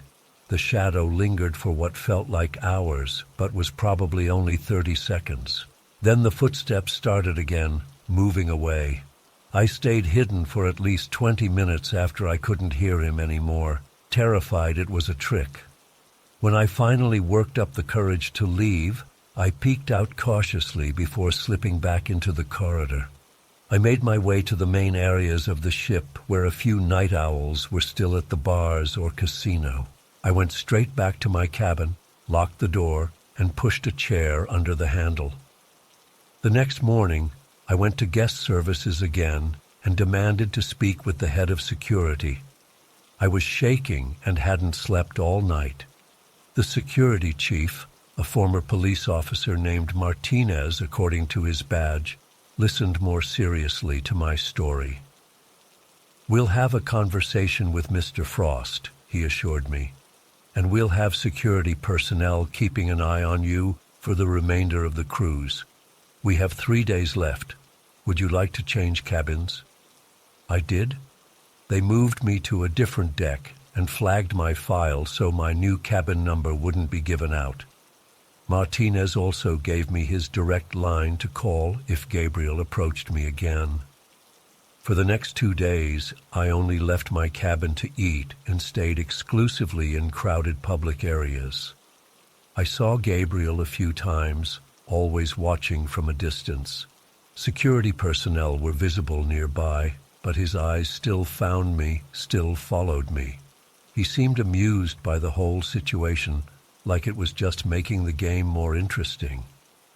On the 6th night, our last night at sea before returning to port, the ship hosted a grand masquerade ball in the main atrium. I almost didn't go, but my friends convinced me it would be safe. "You'll be in disguise," the woman from Seattle pointed out, "and we'll stay with you the whole time." I wore a silver mask that covered half my face and a black dress I'd bought in the ship's boutique. My hair was up in a style I never wore. I felt somewhat anonymous, somewhat protected. For almost 2 hours, it was wonderful. The atrium was transformed, with masked performers on suspended platforms and elaborate decorations. The music was fantastic, and being surrounded by people in masks and costumes felt strangely liberating. I was at the bar getting a drink when I felt it, that familiar sensation of being watched. I turned slowly, scanning the crowd, and spotted him across the room. Gabriel was wearing a simple black mask, but I knew immediately it was him. Those cold blue eyes were unmistakable, locked onto me like a predator finding its prey. How had he recognized me? I looked completely different, but somehow he knew. I abandoned my drink and pushed through the crowd toward my friends, but when I looked back, Gabriel was moving too, cutting directly through the dance floor toward me. I lost sight of him momentarily in the sea of masked faces, then felt a hand on my arm. "There you are, Olivia." His voice was right in my ear. "You look beautiful tonight." I pulled away and started walking rapidly toward the nearest security officer I could see. Gabriel kept pace beside me. "Don't be like that," he said. "We're both leaving tomorrow. Don't you think we should spend some time together first, get to know each other? Leave me alone or I'm calling security," I said, my voice shaking. "They can't watch you forever," he replied. "Eventually the cruise will end, and Portland isn't that big a city." My blood went cold. He knew where I lived. I broke into a run, pushing past couples dancing, heading for the grand staircase that led to the upper deck. I could hear him behind me, not running, but walking quickly. I took the stairs 2 at a time, my heels slipping on the polished steps. The upper deck was less crowded, with just a few people strolling or looking out at the night sea. I ran toward what looked like a group of passengers, but as I got closer, I realized it was just a few people heading inside. Within seconds, the deck was empty except for me and Gabriel, who emerged from the stairway with that same calm, unhurried pace. "There's nowhere to go now," he said, walking toward me. "Let's just talk." I backed up until I hit the railing. The ocean stretched out black and endless behind me. Gabriel approached slowly, like he had all the time in the world. I glanced around desperately for a security officer, another passenger, anyone, but we were alone. "What do you want from me?" I asked, trying to keep my voice steady. I told you, he said now just a few feet away. I enjoy watching you. You have such expressive reactions. The way your face shows everything you're feeling. Fear looks particularly beautiful on you. He reached out as if to touch my face, and something in me snapped. I ducked under his arm and took off running again, this time toward the atrium. I could hear him laughing behind me, actually laughing, like this was the most fun he'd had in years. I burst through the doors back into the main atrium, the music and lights and crowd a shock after the quiet darkness outside. I spotted a security officer near one of the bars and ran straight to him, gasping out what was happening. Gabriel appeared in the doorway seconds later, watching calmly as the officer radioed for backup. Within minutes, Martinez and 2 other security officers had arrived and were escorting Gabriel away. He didn't resist, didn't even seem upset. He just looked at me one last time and smiled that empty smile. "See you around, Olivia," he called out as they led him away. They confined him to his cabin for the remainder of the voyage with a guard posted outside. When we docked the next morning, he was handed over to local police for intimidation and harassment charges. I gave a statement before disembarking, my hands shaking so badly I could barely sign my name. But here's the thing, the charges probably won't stick. He never explicitly threatened me, never touched me. All he did was watch me, follow me, speak to me. The police officer who took my statement didn't say it outright, but I could tell he thought I was overreacting. I'm back home now. I've changed my locks, put in a security system, made all my social media private. But I can't shake the feeling that he's still watching me. Sometimes when I'm walking to my car or sitting in a coffee shop, I think I see silver-gray hair in the crowd. I imagine those pale blue eyes following me.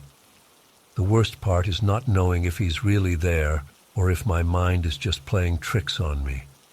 I jump at shadows now. I check the locks 3 times before I go to bed. I keep the curtains drawn at all times. I haven't had a full night's sleep since I got off that ship. I don't know what Gabriel wanted from me, whether he was just enjoying scaring me or if he had something worse planned. All I know is that when I close my eyes, I still see his face, still hear his voice saying, "See you around, Olivia," like it was a promise. And Portland isn't that big a city. I still can't shake what happened on that cruise 6 months ago. I've tried talking to my friends about it, but they've all moved on or just don't want to discuss it anymore. I need to get this out somewhere, even if just to convince myself I'm not going crazy. It was supposed to be the vacation of a lifetime. Me, Jake, Megan, and Chris had been planning this cruise for over a year, saving up, researching ports, watching YouTube videos of the ship. The Atlantic Voyager was this massive luxury liner with everything you could imagine. Multiple pools, a theater, restaurants, clubs, the works. We were so excited about the whole experience. The food, the destinations, the chance to disconnect from our regular lives for 10 days. The first day was exactly what we expected. We boarded in Miami, had the mandatory safety drill, and then hit the pool deck for drinks. Everything was perfect. The weather was amazing. The ship was even more impressive than the photos, and we were finally on vacation mode. We spent that afternoon exploring the ship, checking out all 15 decks, taking stupid selfies at every cool spot we found. It was during dinner that first night when I noticed him. We had a table near one of the large windows in the main dining room. I was mid-conversation with Chris when I glanced out toward the rail of the promenade deck and saw this older man just standing there. He was wearing this dark suit that looked straight out of the 1940s or something, with a hat pulled down low. What caught my attention was how still he was, while everyone around him was moving, talking, enjoying the sunset. He was just frozen, facing the ocean. Something about his posture was off, too rigid, too perfect. I wouldn't have thought much about it, but then he slowly turned his head and seemed to look directly at me through the window. I felt this immediate chill, like someone had opened a freezer door right in my face. The strangest part was that I couldn't make out his features clearly, even though there was still plenty of light outside. "Hey, you okay?" Jake asked, and I snapped back to our table conversation. "Yeah, just thought I saw something weird," I said, pointing to the window, but when I looked back, the man was gone. I brushed it off as nothing, maybe just some older passenger who liked his privacy. The ship had over 3,000 guests after all. The next morning we did what everyone does on their first full day at sea, fought for deck chairs by the main pool. We managed to snag 4 together, and I was settling in with my Kindle when I saw him again. The same man, in the same dark suit and hat, standing at the far end of the pool deck. In the bright sunlight, his outfit looked even more out of place. Who wears a full suit on a Caribbean cruise? And despite the 90-degree heat, he showed no signs of discomfort. This time, I nudged Megan. "Do you see that guy over there? The one in the suit?" She squinted in the direction I was pointing. "Where? By the bar?" "No, right there by the shuffleboard court. The old guy in the dark suit and hat." She looked for a few seconds. "I don't see anyone in a suit, Tom. Just some kids and that couple with the matching tropical shirts." I looked back, and she was right. He was gone again. I tried to convince myself I was just seeing things, maybe from the combination of sun and the 3 mimosas I'd had at breakfast. But then it kept happening. That afternoon, I spotted him sitting alone in the theater during the cruise director's port shopping presentation. Later, while we were at the gym, I saw him standing outside, watching through the glass wall. Each time, he was completely alone, perfectly still, and seemed to disappear the moment I tried to point him out to my friends or approach him. By the 3rd day, I was getting seriously freaked out. We were at our first port in Jamaica, and I was hoping a day off the ship would reset whatever weird thing was happening. We had an awesome day ziplining and visiting Dunn's River Falls. For the first time since boarding, I didn't think about the strange man once. That feeling lasted until dinner. We were at one of the specialty restaurants celebrating Chris's birthday. I got up to use the bathroom, and as I was washing my hands, I glanced in the mirror and nearly jumped out of my skin. Behind my reflection, I could see him standing in the doorway of the bathroom, just watching. His face was still mostly shadowed by his hat, but I could make out thin lips pressed into a straight line. I spun around, my heart pounding, but the doorway was empty. I practically ran back to our table. "Guys, I keep seeing this same man everywhere. He's following me or something," I blurted out. Jake laughed. "Dude, you've been watching too many horror movies." "I'm serious. There's this older guy in an old-fashioned suit who keeps showing up wherever I am. He just stands there staring at me." Megan looked concerned, but not in the way I wanted. "Tom, we've had a lot of drinks every day. Maybe you're just seeing someone who looks similar each time." I knew what I saw. No, it's the exact same person, same outfit, same everything. Chris suggested I take a photo next time, which seemed so obvious I felt stupid for not thinking of it myself. The next day, I kept my phone ready. Around lunchtime, I spotted him again on the jogging track, standing motionless while people ran past him. I quickly pulled out my phone and snapped a photo. When I looked at the screen, my stomach dropped. Where the man should have been, there was just empty deck. I looked up, and he was still there, staring at me. I took another photo. Same result. It was like he didn't exist in the images. That night, we ended up at the Horizon Bar on deck 14. I'd been drinking more than usual, trying to calm my nerves. Around midnight, Jake and Chris went back to the cabin, while Megan stayed talking with some people we'd met. I stepped out onto the outdoor portion of the bar to get some air, feeling the alcohol buzz and the gentle sway of the ship.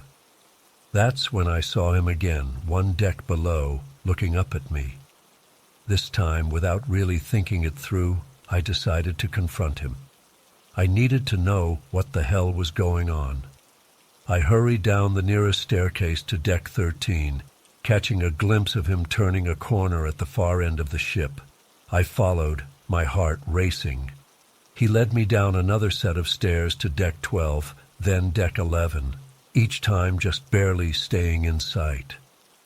The further I went, the fewer passengers I encountered, until I found myself in a part of the ship I hadn't seen before. A narrow corridor with pipes running along the ceiling and crew-only signs on several doors. At the end of the hallway, I saw a door slowly closing. Without hesitation, I rushed forward and caught it before it shut completely. It was a storage area of some kind, dimly lit with shelves of linens and cleaning supplies. I stepped inside, letting the door close behind me. "Hello?" I called out, my voice sounding small in the enclosed space. "I know you're in here. Who are you? Why are you following me?" No response. I moved deeper into the room, checking between shelves. The space was bigger than it first appeared, with several rows of storage and a couple of alcoves. Suddenly, the temperature dropped dramatically. I could see my breath forming clouds in front of me, which made no sense on a Caribbean cruise in June. The overhead lights flickered, and I felt a pressure change in my ears, like when an airplane descends too quickly. Then came the feeling, this overwhelming sensation of dread that hit me like a physical wave.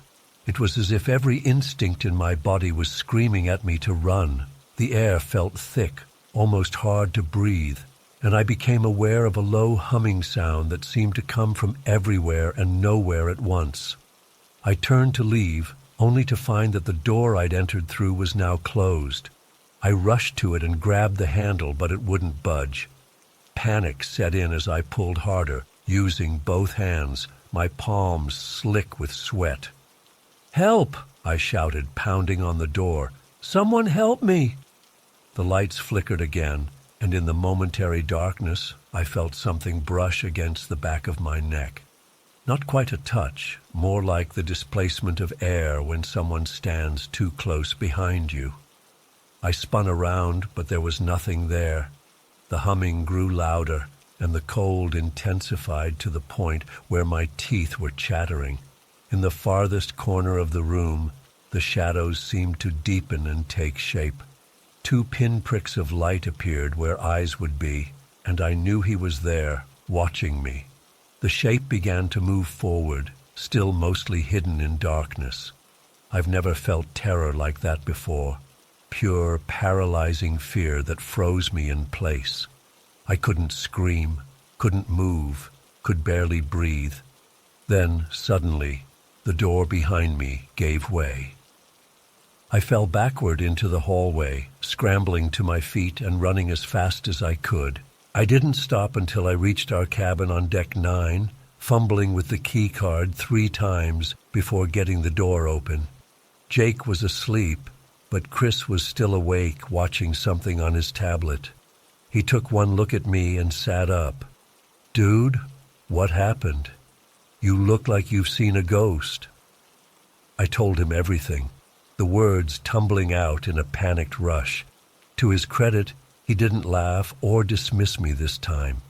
He could see how genuinely terrified I was.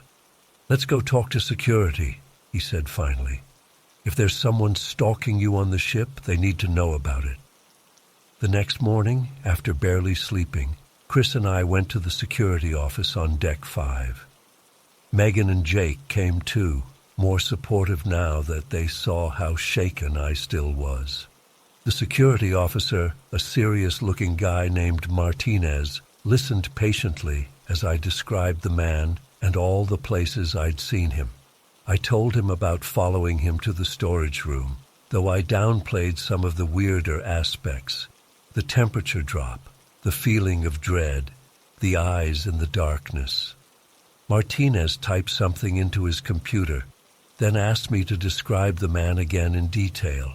When I finished, he looked at his screen with a frown. "Mr. Wells, I've checked our passenger manifest and security camera footage from the areas you mentioned. There is no passenger matching that description on board the Atlantic Voyager." "That's impossible," I said. "I've seen him multiple times." "Furthermore," he continued, "the storage area you described on Deck 11 has been locked for the duration of this voyage. We're transporting some art pieces for a gallery exhibition at our final port, and that area is under restricted access." He showed me his screen, a security log that showed the door hadn't been accessed in 3 days, except by 2 specific crew members during inventory checks. "But I was in there last night. The door closed behind me and I couldn't get out." Martinez gave me that look, the one people give when they think you're either lying or crazy. The doors to those storage areas are spring-loaded and automatically lock when closed. If you had gone in there, you wouldn't have been able to get out without someone letting you out with a crew key card. My friends exchanged glances. I could tell they were starting to doubt me again. "Look," Martinez said more gently, "we take passenger safety very seriously. I'll alert all security personnel to be on the lookout for anyone matching your description. Though I have to tell you, a man in a 1940s suit would stand out on our security cameras. Perhaps you'd like to speak with the ship's medical officer. Sometimes the combination of sun, alcohol, and the motion of the ship can cause—" "I'm not hallucinating," I snapped, then immediately regretted my tone. "Sorry, I know what I saw." For the rest of the cruise, I never saw the man again. My friends tried to help me enjoy the remaining days, but I couldn't shake the feeling of being watched. I had nightmares every night, dreams where I was trapped in endless corridors being pursued by a shadowy figure. I'd wake up gasping for breath, convinced there was someone standing in the dark corner of our cabin.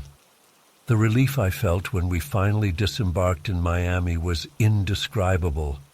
I practically ran down the gangway, wanting nothing more than to be on solid ground again. It's been 6 months since that cruise, and I still don't have any explanation for what happened. I've researched the Atlantic Voyager extensively, looking for any stories similar to mine, any history that might explain the man I saw. The ship is relatively new, launched only 7 years ago, with no reported deaths on board or other tragic history. The few times I've brought it up with my friends, they've gently suggested that maybe I was just stressed, or drinking too much, or having some kind of weird reaction to the motion of the ship. Maybe they're right. That would certainly be easier to accept than the alternatives. But here's the thing that still keeps me up at night. 2 weeks after we got back, Jake texted me a link to an article about the Atlantic Voyager. There had been an incident in one of the storage rooms, the same one I'd been trapped in. A crew member was found unconscious, suffering from hypothermia despite the room being climate-controlled like the rest of the ship. The article mentioned that the man, when he regained consciousness, was disoriented and claimed to have seen someone in the room with him, though he was alone when discovered. I haven't been able to find any follow-up reporting on what happened to that crew member, and I definitely haven't booked another cruise. Some nights when I'm drifting off to sleep, I swear I can hear that same low humming sound from the storage room, and sometimes, just at the edge of my vision, I catch a glimpse of a dark figure in an old-fashioned suit. But when I turn to look, there's never anyone there.